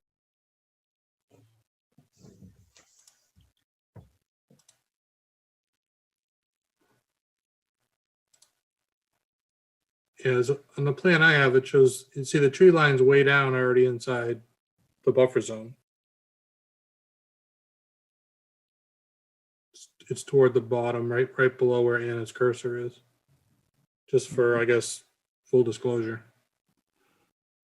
How that was approved, I don't know, but. Yeah, but well, if that tree line isn't at that point, I'll make sure that the final plan that it follows the essentially that limited disturbance line. Is it, I'm sorry, through the chair? Yes, go ahead, Ted. Is it possible then that the trees in the area that says lot 26 that you're proposing to save have already been cut down? I'd need to double check that. I didn't think that were the case. I think that might have been an approved tree line for the infrastructure plan. But I don't think that's the case when I was looking at an aerial.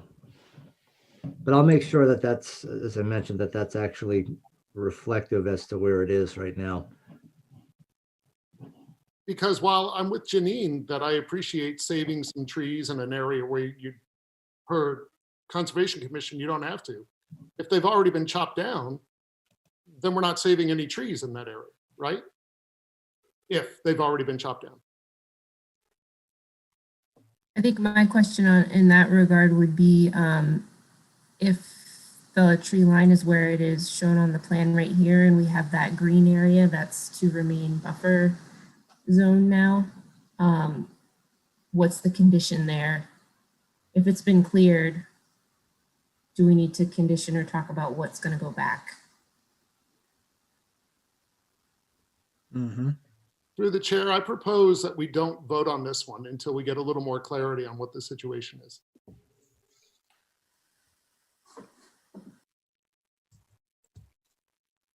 Okay.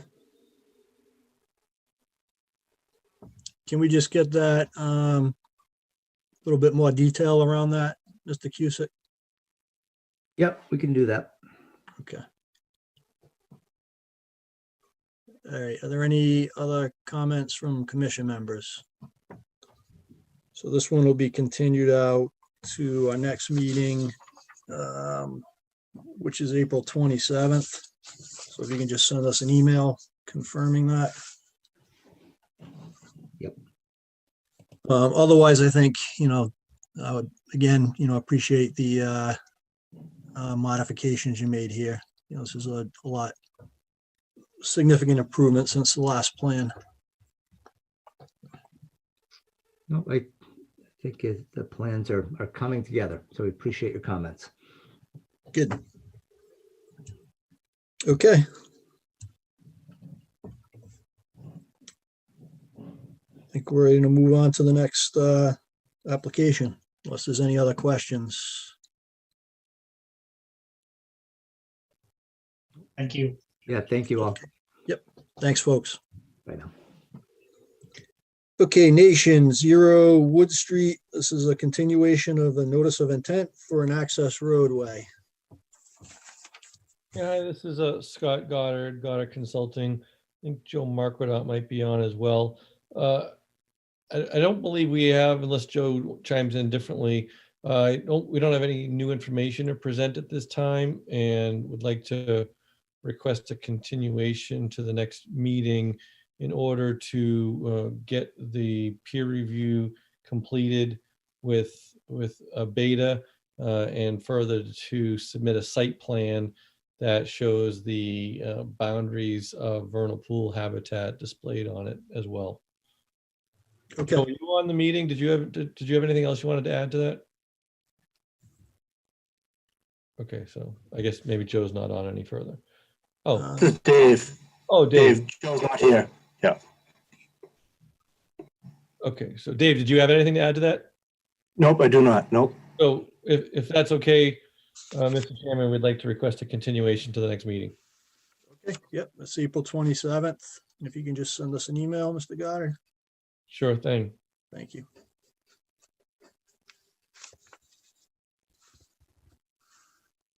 Okay.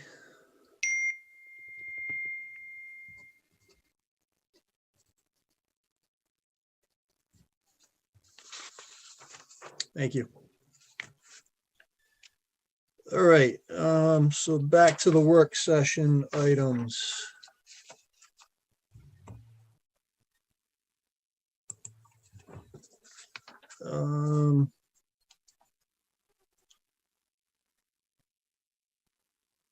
So Parker, 47, 49, Stony Brook Road, we have a project change, couple project change requests.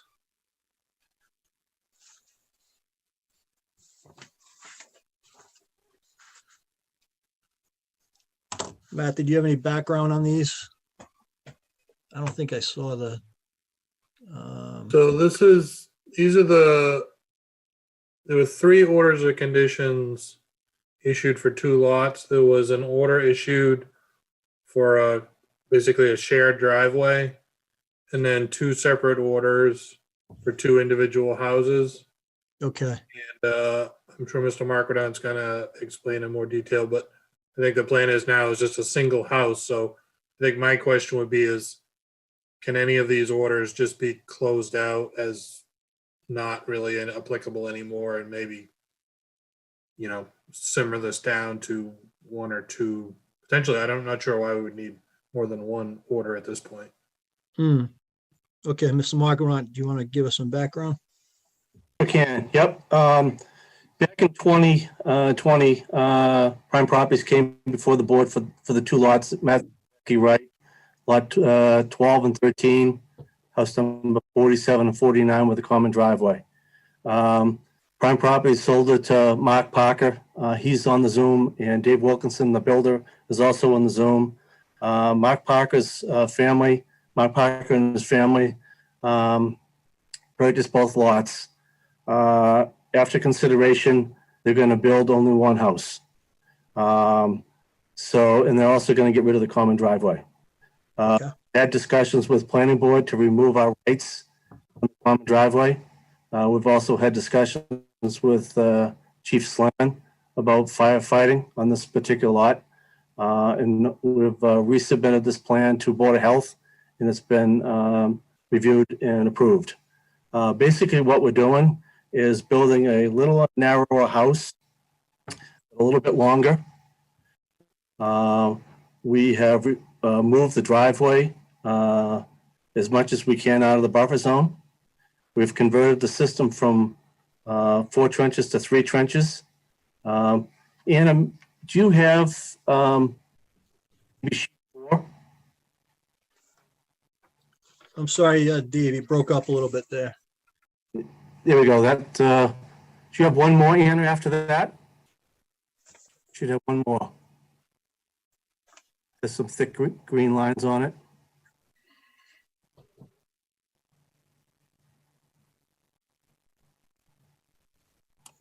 I only have sheets 1 through 4. Okay. We'll use that colored one, sheet 4, please.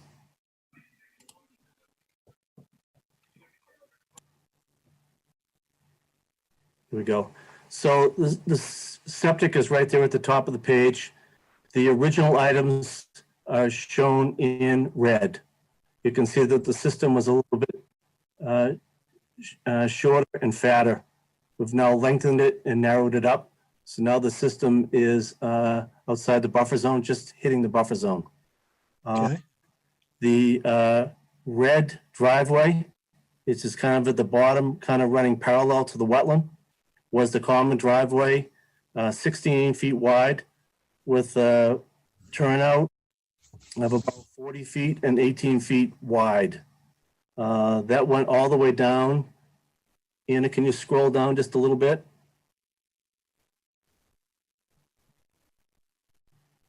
Yeah, right around in there. Yep. There we go. Yep, the red house there on the bottom of the page is lot 13. That's being removed completely. The septic system of it is being removed completely. Just at the top of the page, the red house there is the old lot 12, and we're going to the black lot 12. And then the black driveway is, you can see where it blends up from the red to the black. So all in all, we have about 1,000 square feet. With this proposal, we have about 1,000 square feet of less disturbance in the buffer zone. And we have done a comparison on the impervious area inside the buffer zone. And we have a reduction of 8,500 square feet of impervious area in the buffer zone with this proposal. We have a proposed retaining wall on the kind of the east side. South is to the left of the page, north is to the right of the page. On the east end of the house, we have a proposed retaining wall, which is going to act as our PIB. And then on past projects, as well as lot 13 on this project, previously, the members asked us to move the PIB away from the limit of work. So those little black stars are our proposed PIBs. We were before the board, I think back in, might have been February. We had a miscommunication with a woodcutter, and they had too far. So what we're proposing today, we kind of have things labeled as A through K. So maybe we could start at the sideline of Stony Brook Road, right at A. We'll go from A, we're going to B by way of the black dotted line. The black dotted line is the original limit of work that was approved under both, all three orders of conditions. So we're going from A along the black line to B. And then we're going along the black line to C. And then we're going from C to D along that purple line. Our intention right there, our intention from that hatched line in there is to let that property regrow. It's been cut currently. We're going to remove the hay bales, relocate the hay bale, the wattles to that purple line from C to D. We're going to then go from D to E on the red line, which is the existing wattles today. From E to F, and at F we start a purple line. From F all the way down to G, we're going to follow the purple line. We're proposing tonight to go from the red, right around where the house is, in the retaining wall to go from the red to the purple line, which brings it right at or near the 25-foot limit of work off the wetland, all the way to G, and then back to H, to I, along the red line from H to I, yeah. And then a new regrow line from I to J. And then we're outside the buffer, but we have wattles all the way to K, almost to the stone wall. So we're removing one house, one septic. Big item is the common driveway is being removed. Modified the system. We do have a well that's in front of the house.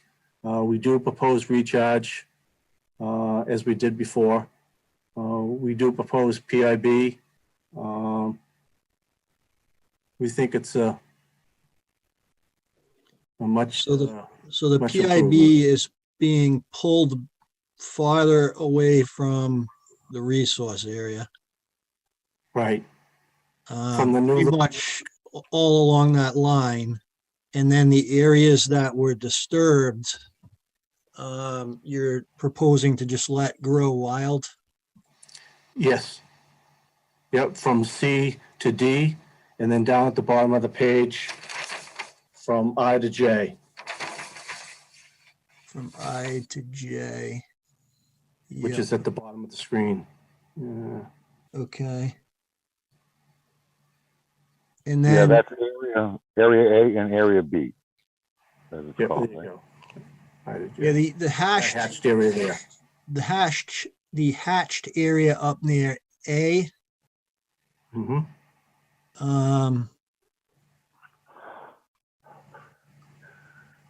what, that was disturbance as well, right?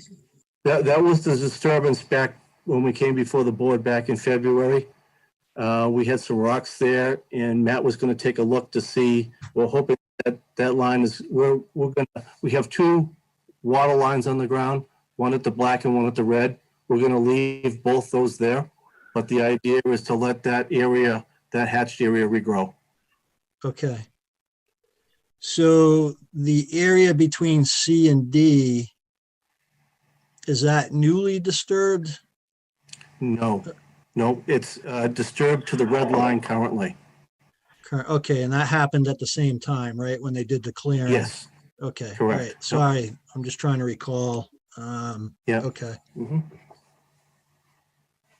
Okay. Matt, is it your sense that just letting that grow back wild is sufficient? Yeah, I mean, there's the two different areas. So there's the area closer to Stony Brook with sort of the tighter hatching that was sort of an unauthorized alteration. And I had gone back out and looked at that. And I think there are some boulders in there that don't belong. And I think just having those picked out in the area kind of raked over and then, maybe a little bit of seed thrown down. But I think that area will probably recover on its own. I think these other areas where they're now sort of, moving the limit of disturbance, where again, it's unfortunate it was all cleared before this change was made, but I would expect those areas to resprout pretty quickly. And, for it to become forested will take obviously many years, but can certainly recover. I guess my question for Dave would be sort of to the rear of the house and all that buffer zone that was previously cleared that's now outside of where you're showing the PIBs. What is the future of that? Is that going to become a giant soccer field or? Right there where the old septic is there? Right there, right pointer? Yes, yep. Yes, it is. So it's all going to be lawn, that entire area in the rear, in the buffer Yes, zone? it is, yep. Yes. Yeah, so Yeah, I guess if I were reviewing this to start, my question would be is if you have essentially two lots in this much space, even though it's already been cleared, is there more of that buffer zone that could be left to renaturalize and not have as much permanent disturbance in the buffer zone for the house or this large lawn area or anything. Yeah, there's an existing tree line that's against the South Rod and Gun that we're gonna leave. But we could look at, down at the bottom of the page, we could look at, allowing that to regrow down by I and J, where the old, in the area of where the old house was of 13, yeah, somewhere around there, yeah. We could do that. So within the Dave, my comment was really thrown out to the commission. The commission makes those decisions, so I just wanted to kind of make sure the commission understood, that it's previously disturbed at this point, but it wasn't before, and now we just have a single house where before there were two. Right. Yeah. Because I think a lot more of that area down where the old house was proposed could be left to, grow back naturally.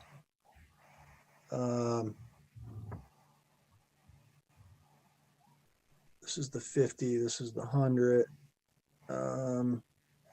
But let me open it up to the other commission members for their comment. Questions? Yeah, go ahead, Jim. So net, I mean, this is clearly less impacts, for lack of a better word, than having two houses in a common driveway, right? Mm-hmm. That's it. I just wanted to point that out. Yep, no doubt.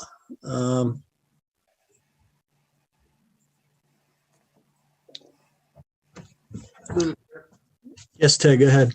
But just to echo Matt's comments, it's nice to not have a house down there. It's also nice to let it restore to wetlands. As I look at the request to extend incursion where that purple line dips down, by the, I don't know, below the house there, below the stone wall. My assumption was if we're letting that go up to the 25, we're restoring other wetlands somewhere. It is nice that there's no house down there. It's also nice to get some of those wetlands back, which is what Matt, I think, was suggesting is an option maybe be considered.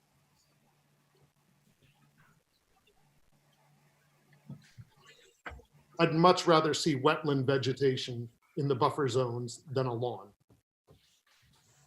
But Ted, that's not in the buffer zone. Am I missing something? None of the originally proposed second dwelling, if you will, is within the 100-foot buffer zone, correct? So therefore, what was being proposed at the outset is not within the 100-foot. Or am I misreading some line? I think half the house is in the 50 to 100. Yeah, that's the 100. Okay. That's the 100-foot that Ian is scrolling on now. All right, I apologize. I was looking at the wrong contours on my phone. All right, thanks. That's a horse of a different color. But this was also an older subdivision, so it predates the bylaw, I believe, right, Matt? Yes, I believe so.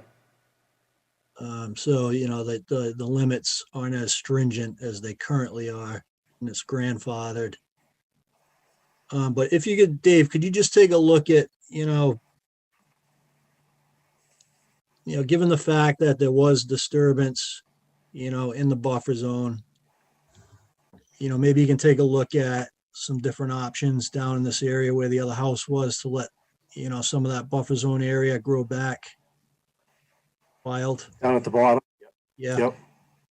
Yep, we could do that. Through the chair. Yes, Janine. So Ted pointing out the purple line, is that's just, that new limit of work is just temporary disturbance? Oh, Can't have that. That's permanent. And Mark Parker is on the line and Dave Wilkinson is on the line. I don't know if they have any opinions about the area down by the old house 13 at the bottom and opposite the existing house If they choose not to comment, then we'll go back and look at that in both those areas as to what we could do on a regrowth. I would just say I think that's a little confusing if that's permanent disturbance. The way it's labeled, it says proposed retaining wall PID. Yep. So the wall there is, if you will, outside what was approved as disturbance. So what we're looking to do is kind of go from the black line to the purple line toward the wetland right there as a permanent. Now, I will go back and talk to Mark Parker about the possibility of grading that and then restoring it and see if we can leave the trees. But we have a slope there down to the purple line from the outside edge of the wall. So as you're proposing it now, that's going to be disturbed. Yes. And that's inside what we previously approved. Okay. Yeah, if you can take a look at that and just see what you can do. And then to Matt's earlier point, Dave, I don't know if there's a way that, we have a few different NOIs open for this. Yeah, certainly it makes sense.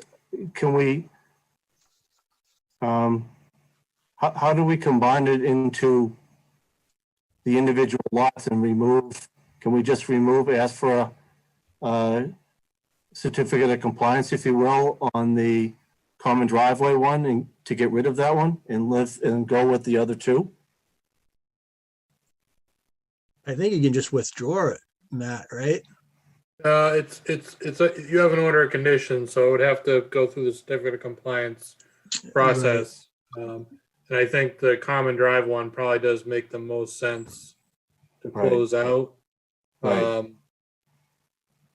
Because and then I don't know, you might just want to look at which one of the other ones is closest as far as disturbance. But if it's on both lots, I don't know, it does get a little muddy. Yeah.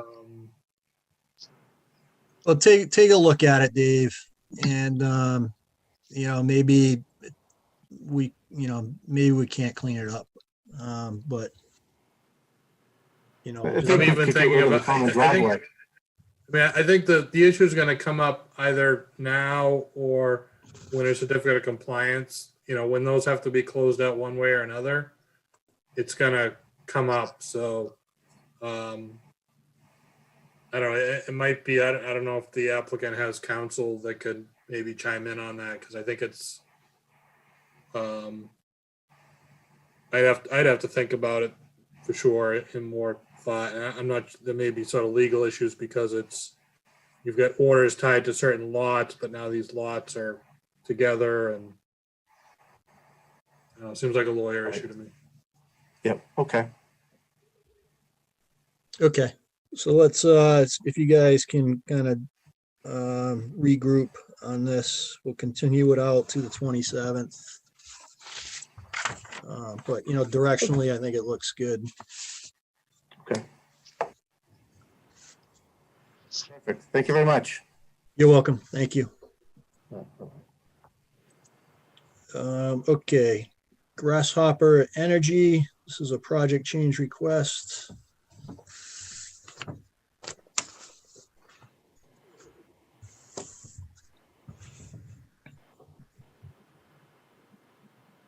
Do we have anyone? Good evening, everyone. Yeah, good evening. Good evening, Mr. Havez. How you doing? I am good, thank you. I hope everyone is doing well. And Chris King is here as well. Okay. How you doing, Mr. King? Yep. And Scott Goddard's on as well. Scott Goddard is with us as well. Yes. Yep. I'm done.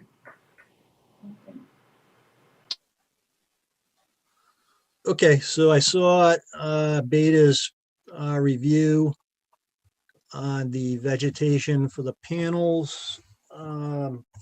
Scott, I had saw the letter that you had put together. I'd like the recommendation of having an ecologist set up a monitoring schedule. But if you want to just give us a quick overview for the commission's benefit, that would be helpful. That's the way you guys are. Chris, do you want to take point on just updating them? Yeah, Chris is on. I don't know if he's on. Sure. Good evening, ladies and gentlemen. This is Chris King with Atlantic Design. As Mr. Havez indicated, on the line with us, as well as Mr. Goddard with Goddard Consulting. I'll just be very succinct. I think my part is pretty much commenced at this point, but as you know, we're back before you this evening, hopefully wrapping up some of the outstanding issues, which are really specific to the viability of growing the seed mix underneath the panels that was brought up by Beta. If the commission doesn't know, we received Beta's basically their final approval. We worked with both Beta and Mr. Varel to amend our array footprint land management plan to add some additional monitoring, some specified timeframes, and then some additional alternatives to really diversify our toolbox, if you will, as far as site stabilization practices. At the end of the day, you know, the areas that we're talking about, although they're outside of the Conservation Commission's jurisdiction on paper, the thought was presented that because the site stabilization could have detriment to the stormwater and therefore the adjacent wetlands, that we needed to dot all of our I's and cross all of our T's. So I think that we've done that with the revised array footprint land management plan. Again, the planning board approved the modification to the special permit last week at the planning board hearing. Mr. Paradis spoke favorably about the revised land management plan. So I believe that was the only outstanding issue. I believe we've addressed everything else. So that it sounds like you'd like to hear a little bit more information from Scott, so I could turn it over to him or back to the commission if you had some additional questions for me. But that's pretty much. I'll just touch on it briefly. Is you know, that report that you have up, we did submit that report, which sort of goes through the objectives of trying to establish growth. We are confident that the growth phase will be able to be achieved under the panels, but we do outline sort of a contingency plan where there's been some concerns raised of if the growth of the shade tolerant species and seed mixes are unsuccessful, even with monitoring, reestablishment of the seed, et cetera, that kind of goes through a 4-phase effort where we could add additional loam composting, erosion mats if necessary, and then sort of working down the chain line to gravel and other measures for stabilization, so that with intensive monitoring, targeting the growth aspect, and then having kind of the backup plans that would lead ultimately to non-growth measures but still stabilized measures as kind of a last case effort. And that's outlined in this plan, but we're sort of sticking with and optimistic for the growth program as our success and first course of action. So I'll get into it more if you'd like to, but that's where we're at. No, I think, so I went through the report. I'm satisfied. Let me just open it up to questions from the commission members. Excuse me.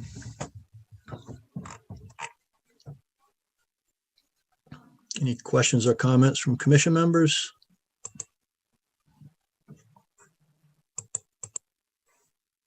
No? None here. All right, questions or comments from the public? So Matt, you were overall happy with the way that the plan was put together? Yeah, I think I had submitted a number of comments, and I think they were all addressed. I think the only thing that I wasn't sure was included, and I don't know if Chris or Scott can speak to this, was I know as far as monitoring, the monitoring plan was established to be a 5-year monitoring plan. And my only comment on that was if some sort of modification has to be made in year 4 or 5, should there be a contingency to extend that 5-year monitoring plan so that, let's say it's in year 5, something else changes and has to be done, that it's not in year 6 that nobody's looking at it anymore, that it should be, from the time that some sort of final solution is implemented, that,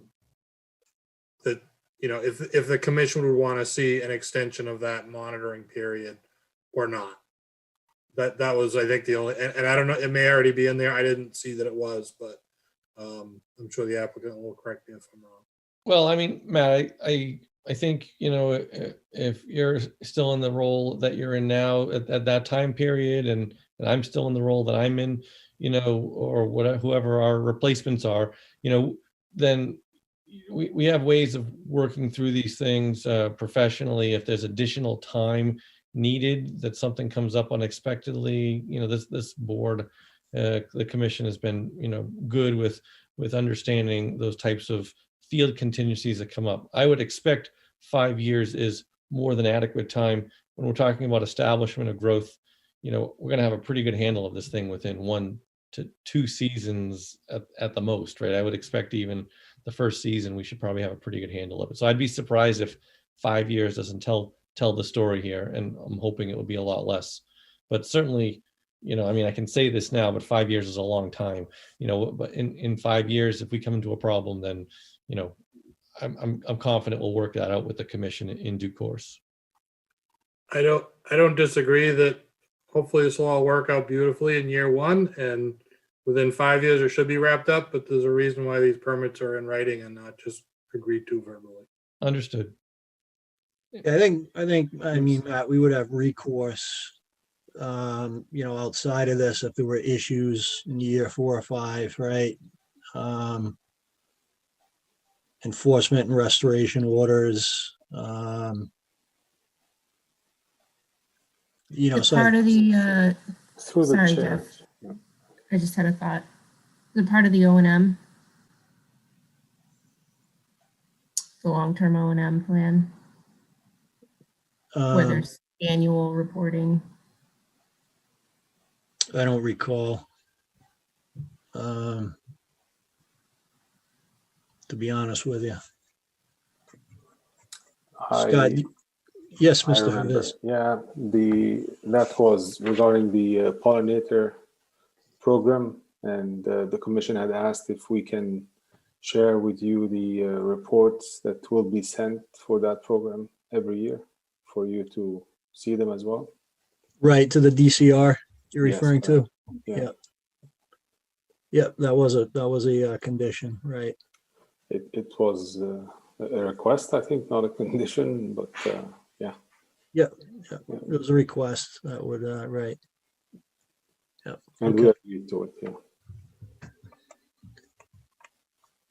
I think through the chair, sorry. Yes, go ahead, Matt. I think Melissa potentially brings a good point. Maybe this is the solution, is that if the long-term operations and maintenance plan requires yearly reporting on the stormwater, presumably if there's an issue upgrading of the stormwater that's adversely impacting the stormwater, that would come out in those O&M reports.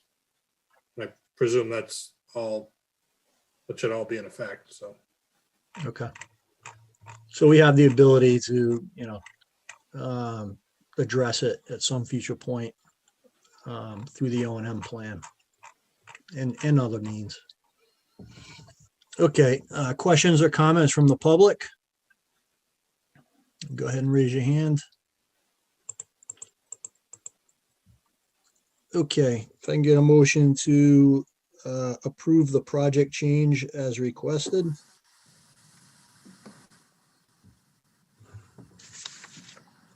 I'll make that motion. It's Melissa. And a second, please. This is Ted, I'll second. And we'll do the roll call vote. Melissa, Aye. Carrie, Aye. Janine, Aye. Ted, Aye. Ed, Aye. Jim, All right. and Jeff is an aye. Okay, thank you, gentlemen, and we appreciate your patience in working with us on this. Thank you. I appreciate Okay. your time. Good luck. Thank you for your time. You're welcome. Thank you. Okay. Page 74 Pine Island Road. This is an exemption request.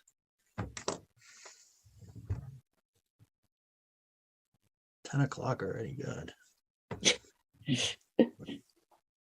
10 o'clock. Oh, shit. That's how we feel. Whoops. Do we have Mr. Page on the? Yeah, yes, hello. Yeah, good evening. Yes, how you doing? Very good, thank you. And yourself? Good, thank you. So you want to give us a quick overview of what you are looking to do?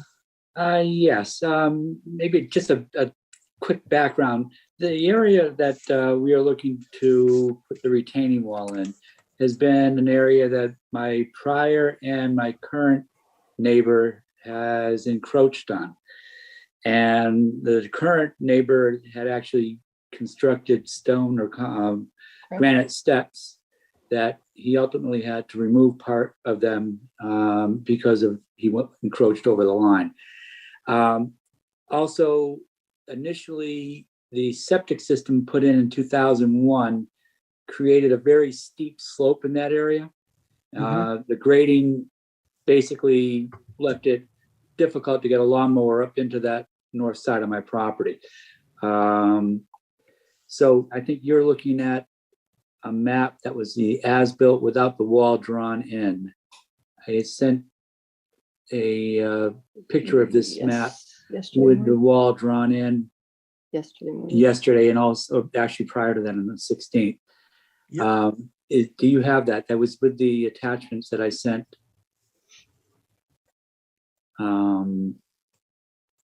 That should have been with the attachment I sent in yesterday and also on the 16th. All right, so I did that. Okay, let's see what we have. Okay, that was sent in on the 16th, and that was prior to Don asking for me to draw in the wall on the locust map, the as-built. I roughly drew the location of the wall with that red line coming across the pictures, but subsequent to that, there was a site plan submitted to Don, and then he asked for another clarification that was submitted yesterday. Anna. And to who? Anna. Anna Yeah, also. it went to Don and Don and Anna yesterday. Yeah, it looks like it didn't get put in the folder. Give me 1 second and I can download it. Okay. Sure. Thanks. So what we're trying to do essentially is to join Stabilize into that wall.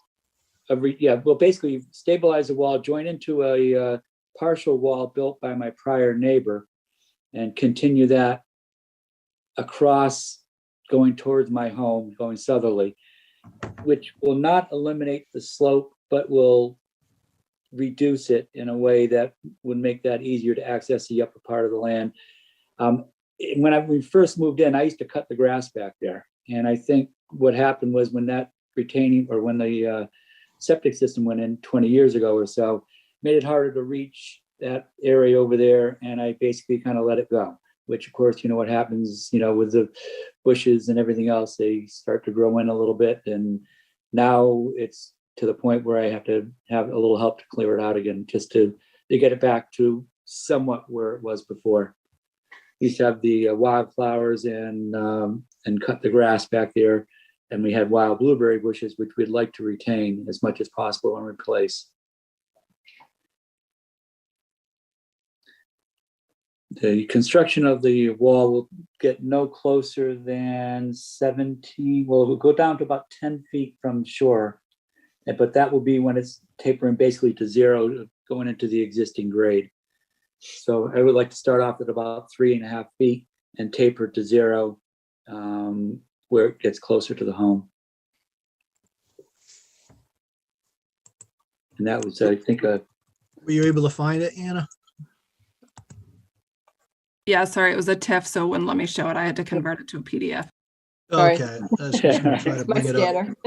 Okay, All right, so what that dark line shows is the approximate location of the proposed wall. The star area was added because Don asked where we might stockpile any soils suitable for backfilling. When they dig down about 8 inches to put the initial base stone down, they're going to put down crushed stone, compact it, and then put basically natural stone wall built across that line. And any suitable soils to backfill will be stockpiled in that area, which is marked by the star and covered until we're ready to use a backfill. so the other wall is the existing wall that's Yep. currently there to the left, immediate left of the star? There's what you're seeing, and is the old hay bales. Those hay bales were put in. That's a hay bale barrier. That was not there. That's not there anymore. That was put in when we did the septic system, if I remember correctly. Okay, So that's still showing on the plan. So the dark line is the proposed wall. Hay bales no longer exist, obviously. And so it's extending from the north side of the property, and then you can see the corner of my home on the right side. That's correct, right there. so where is the existing wall in The relation existing to? wall would be, It's perpendicular to. it would Kind of. be towards the north side end. If you went to the north side of the proposed wall, it's right in there. It's not on. So at the top there? Yes, that's correct. It comes from the property line over probably about 4 or 5 feet. That existing wall was constructed by my prior neighbor. Okay, So I'm proposing basically to join in with that and then just continue it and taper it to 0 as it gets closer to my home. okay, and how high is it at the? The highest is at 3 the- at the 3 highest feet point. 6, 3 feet 6. 3 feet 6. And we'll taper gradually, as I said, to 0 as it gets towards the home. Okay, and then how long is it, Mr. Page? The total is going to be about 37 feet, including the existing wall that I'm tying into. So how about the new section? Oh, it's probably about 33-ish. That wall that was constructed by my neighbor is kind of like, where does it end and where does it become kind of a rubble? So it's some in that range. Okay. There were some pictures that were attached to the initial. Yes. Yeah. Okay. So you can see that wall. So that's where you're coming off of, right there. Yeah. And that goes all the way over to my property, to the property line.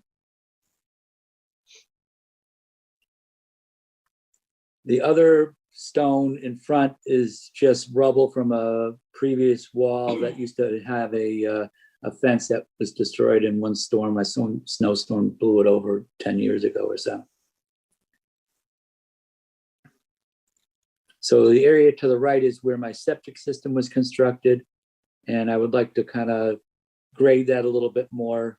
And if you can, there's another further view. So basically grading this area to make access up into that area to the right easier. Okay. So are you This is, having like a landscaping company put the wall in? Yeah, or- yes. Scott's Landscaping, I've been speaking with him, and so he'll be doing the work. Because it's pretty steep in there, so. Yeah. Our objective is to not totally get rid of the slope. It's to mitigate it somewhat because it's, as I said, very difficult to get any kind of lawnmower or anything up into that area to maintain it. Okay. And where were the blueberry bushes you were referring to? Those would be to the left towards the water. And Don walked the property several times actually. So to the left of the retaining wall towards the shoreline. You can't see them. You can't see them in the pictures. Okay, so that you're planning on letting grow wild with the blueberry They- bushes? Well, yeah, they're already in there. Right now, they're just overgrown with some vines and some other unwanted growth. They used to be well-producing blueberry bushes. At this point, as I said, I haven't done anything in years to them, and they've it's gotten out of hand. Right, but I guess my point is that will remain as, that's important habitat for the critters, coming out of Yeah, the lake. yeah, we're not gonna, what we'd like to do, if anything, is there's ground cover that's thrown in there.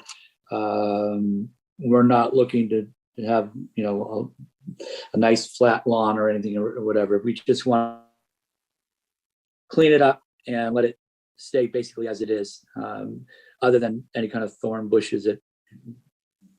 There's a mix of things that have come, encroached into the area. It's all previously disturbed land. It's always been used until it kind of overgrew and got out of my ability to take care of it.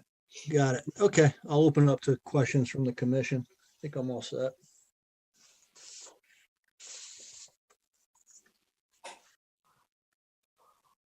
Matt, did you have any comments? So my only question, just I guess for clarification, so the area below the wall, that will be maintained in what form? I know you're looking to kind of let the blueberries recover in some way, but. Right, it'll be maintained very close to what it is now. There's always been a little walking or path over to the edge of the property line. It's pretty open as it is now. There's some plants that have grown in with the blueberry bushes, which I'd like to kind of free the blueberry bushes, replace any that can't be saved with the same. The blueberry bushes, not only do they produce the berries, but also in the fall they turn a nice red, and it's kind of a good shield. I've always liked them. I have them all over my property. So the area below the wall doesn't necessarily get mowed with a machine. You just like maybe. It does up to probably 15 to 20 feet from the property line is currently lawn, grassed in area. It's that upper left corner that has really gotten out of hand. But I'm not looking to put grass seed back there. I'm looking basically to clean it up, maintain the access to it, and we have some ground cover growing back there. Some of that area was totally void of vegetation when my neighbor built on it. We have since put grass in there to stabilize it, but that area basically is, been totally disturbed. Yeah, I think to Matt's point, we just don't want to see that area being converted to, a lawn and patio area. Oh, no. No. You Not just want us. it to, the blueberry bushes are fine. You can plant more. We just want that to be maintained as kind of a natural habitat for nesting, and, turtles can Oh, go yeah. up there. Yeah, that type of thing. Yeah, we have no problem with that. I mean, I'm not looking to put a patio. I'm not looking to develop it. I wouldn't, at this point, I don't even want to be over there because my neighbor put a hot tub 5 feet from the property line. So this is a different story. Okay, I can understand that, I guess. You've seen his stuff. Yeah. So, I mean, Okay. I'm hoping to I basically. think we got it. All right. Are there any questions from commission members? Yeah, quickly through the chair. Yes, Ted. I assume that putting in a wall involves some digging, and I assume that digging involves some movement of dirt. Maybe I missed it. I don't see any erosion control barriers between the proposed wall and the lake. That was in the narrative that I presented. We're doing buried silt fencing secured by hay, and that will cover the whole area that we're going to disturb. No work other than cleaning up some of the landscaping will take place outside, but no excavating outside that siltation barrier. And of course, that'll stay in place until the area is maintained or stabilized before anything is removed. Matt, is there a recommended distance? Because again, it's not on the work plan there, so I just want to make sure it's put in a good location. Yeah, I mean, the closer to the work area, the better, but not so close that it's in the way and gets disrupted during the process. My proposal then is that there's a walking area that goes to the left of the proposed retaining wall. I would probably place it at the edge of that because it's already totally clear.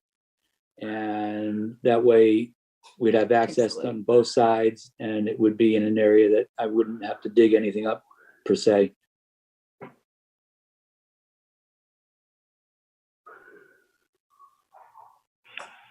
Okay, I think that makes sense.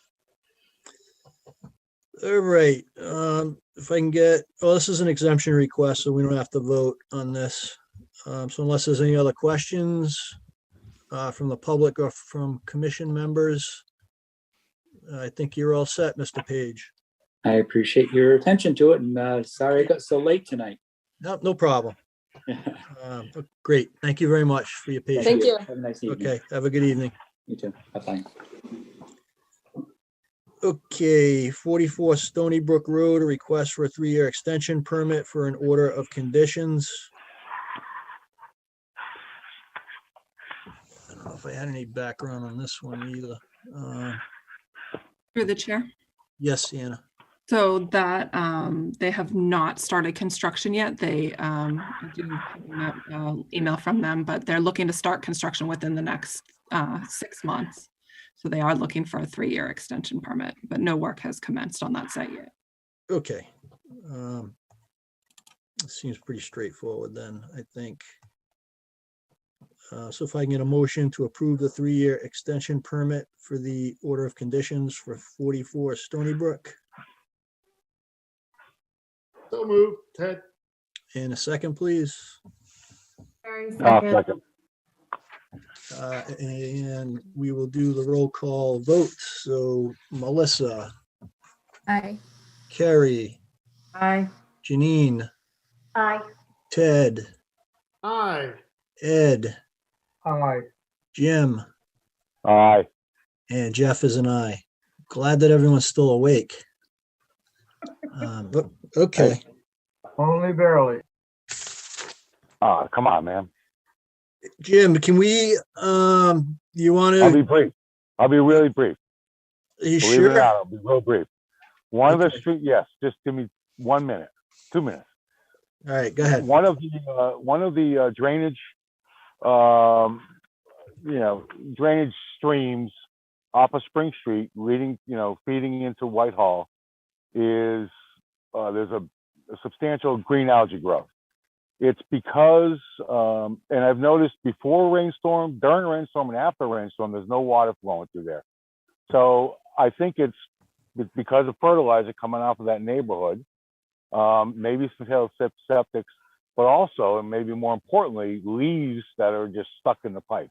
So can we ask DPW to go up to Longwood and Ralph and Emma and clean out the catch basins and Spring Street and get that to flow?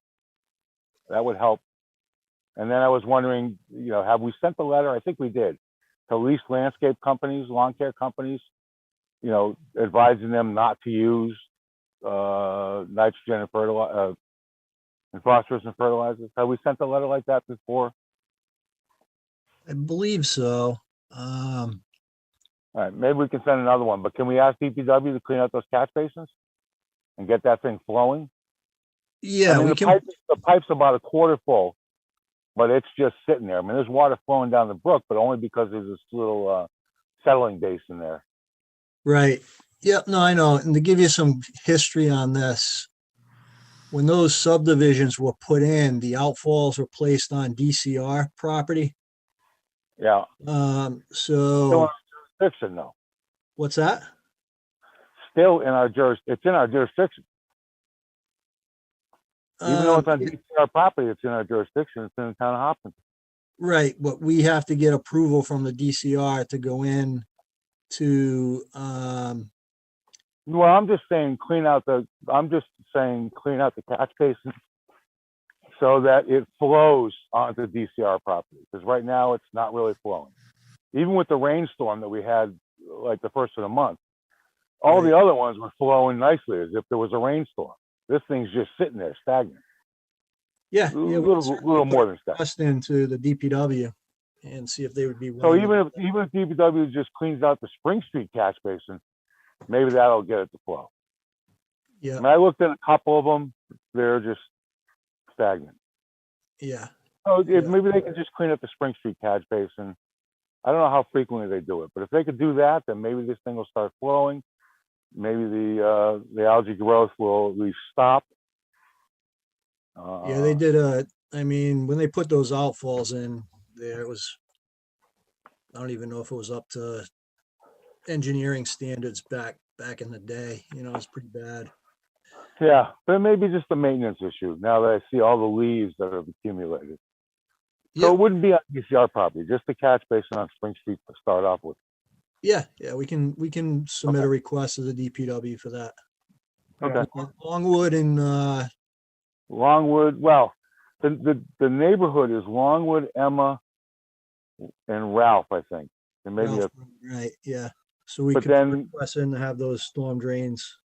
yeah, and then somewhere around 100 Spring Street, wherever that outfall is across the street is the catch basin on Spring Street. Mhm. And at least inspect them and clean out the Spring Street one, if not the other ones. Okay, All right. we can put a request in. All right. that. Cool.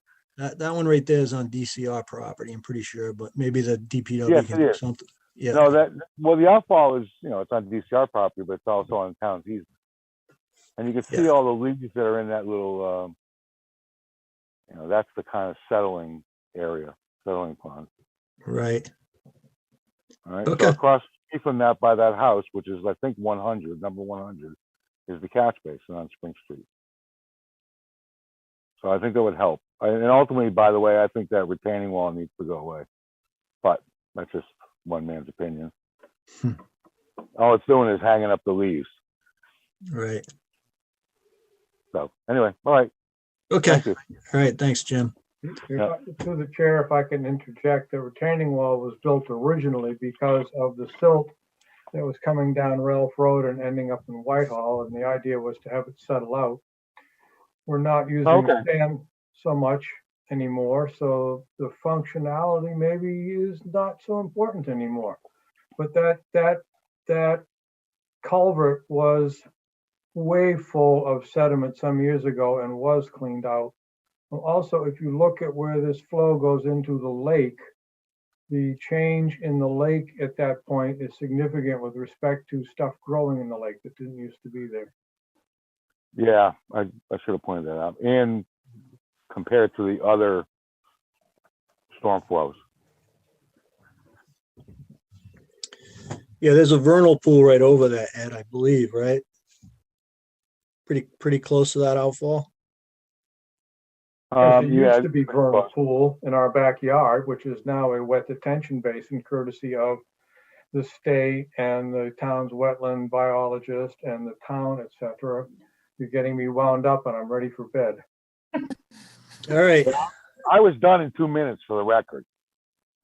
Ed, do you have your PJs on already? No. Sorry, I'm digressing. Hi, Coco. So Anna, do we have any public forum requests? I thought we had one.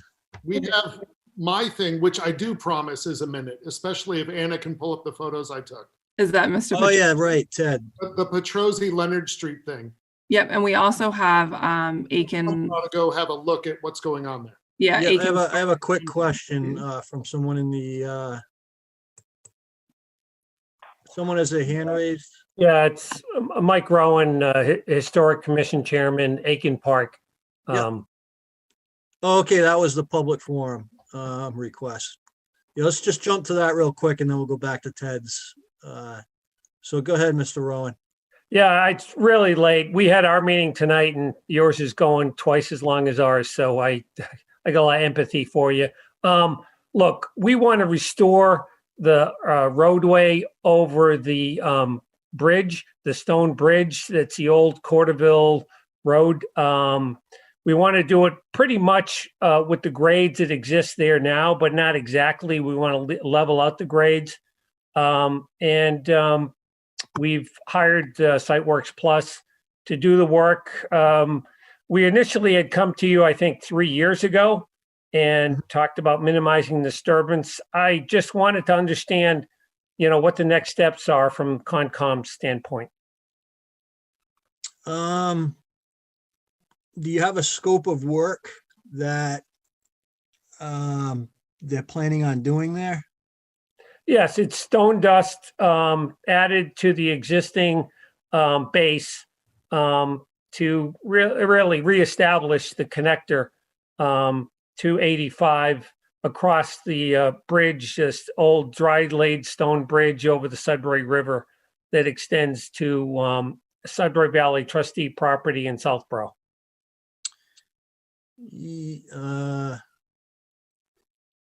So what exactly does that entail? Are they going to be like, I know there's trees that are growing there. Are they cutting those down? No, we've already basically cut the trees down we needed to cut that were growing in the bridge. What we need to do now is just basically remove the organic material that is just silt that is just on the trail now and put stone dust, very similar to what was recently done on a couple of the other trails that Peter Lagoy has been responsible for. Peter's really been a leader in terms of the specs for what we're doing here. Yeah, I think my sense is we would just need to do an RDA for this, a request for determination of applicability, which is fairly straightforward. Since you're going to be removing the topsoil and putting down the stone dust, and is it just on top of the bridge, or is it going to be along the No, length up of to it? 85. So there's a crossing. We had DPW cut the guardrail at the very top where the sidewalk is. So we would extend it up. And the road work from Route 85 dumped a bunch of big boulders in the pathway, would move those out of the way. Okay. Matt, correct me if I'm wrong, but I think an RDA should be sufficient for this. Yeah, it sounds like it. I guess I would probably want to delve in a little bit deeper, or maybe. Matt, if you want to walk the site, I'm happy to go out there with you. Yeah, I'm happy to do that if the commission so desires. Yeah, I think that would make sense. If you want to coordinate that with Mr. Rohan, Matt. Okay. Does that make sense to everyone? That's all I have. So, I know it's really late. Okay, great. Thank you, sir. Thank you. All right. Have a good evening. All right. All right, Ted. So this was the Mr. Petrosi's property with the silt fence. Yes, I live right around the corner. I was walking my dog. I took a look through the woods and then investigated further. And if Anna pulls up the pictures, these are, I think, 4 different spots, but I think it's 6 pictures. And I just think we ought to have somebody go out there, whether it's Matt, whether it's Don, somebody I think ought to go out and have a look and see if some repairs need to be made. Do you have those pictures real quick, Anna?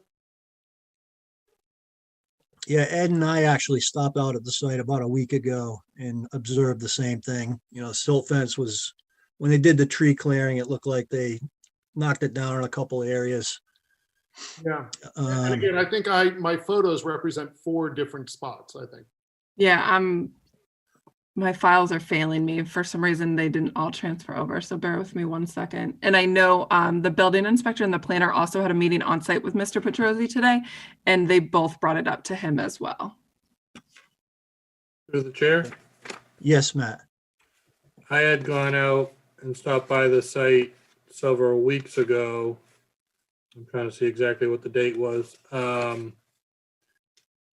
Back on March 3rd. and found the erosion controls in pretty bad condition and had reported that to Don. And I know Don had sent a note to Mr. Pedrosi advising him of that, as well as asking about the regular reporting that should be underway at this point. And I think some reports were submitted subsequent to that, but this seems like this has been an issue for at least a month that we've known about it. So not sure what the delay in the repairs is. All right, I'll try to swing out by the site next couple days too and see if I can run into Mr. Petrosi. I'll shoot him an email as well. Yeah, I'm sorry, Ted. It's going to, again, they're JPEGs, so I can't reshare until I switch them to PDFs. I thought they were in here. I apologize. But yeah, I mean, the first set of photos, which is probably the ones you're referring to, Matt, are 3-3. And then the ones that, Ted, you just took, it's even in worse shape than it was on 3-3, it looks like. The trees across it now. We could request for him to come into our next meeting. We should request them, Melissa, is that what you're saying? I mean, Yeah, I agree. I mean, if we've already made multiple requests and Yeah, why don't we do that? That's a good suggestion. In the meantime, what do we do? We can't let them go 3 more weeks, right? I'll shoot him another email tomorrow. I'll ask Don to shoot him another email tomorrow, and then like I said, I'll try to swing by the site the next couple of days and see if I can run into him when he's out there. Should we give him a sort of time to cure? I mean, give him some kind of time frame, and at which point we might need to decide to submit a cease and desist. So give him a week to correct any we could give failing? him till our next, yeah, you can give him a week, and then if, say, we want it corrected, and him to come in and report on it at our next meeting. Yeah, but And give at him that some time, time at that frame. meeting, we could discuss whether his actions were appropriate or he needs to take action. Yeah, but give him some time frame. Whether 7 days is appropriate, I don't know, but give him some time frame. Okay. To fix it. Those look like my photos. I guess you found them, Anna. Zoom is not my friend at 10:22. No, all right. I think we get the gist of it. Ted, if you just want to send them around to the commission so everyone can see them.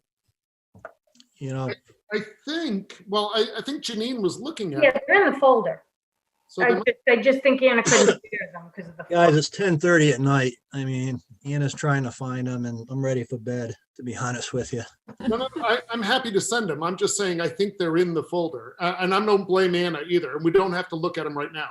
Yeah, they're in the folder, but I have to download everything to my desktop, and for some reason they didn't download. So Yeah, don't worry about it, Anna. Through the chair, to Jim's point, if we don't give a date, nothing happens. Yeah, we'll take care of that. I got it.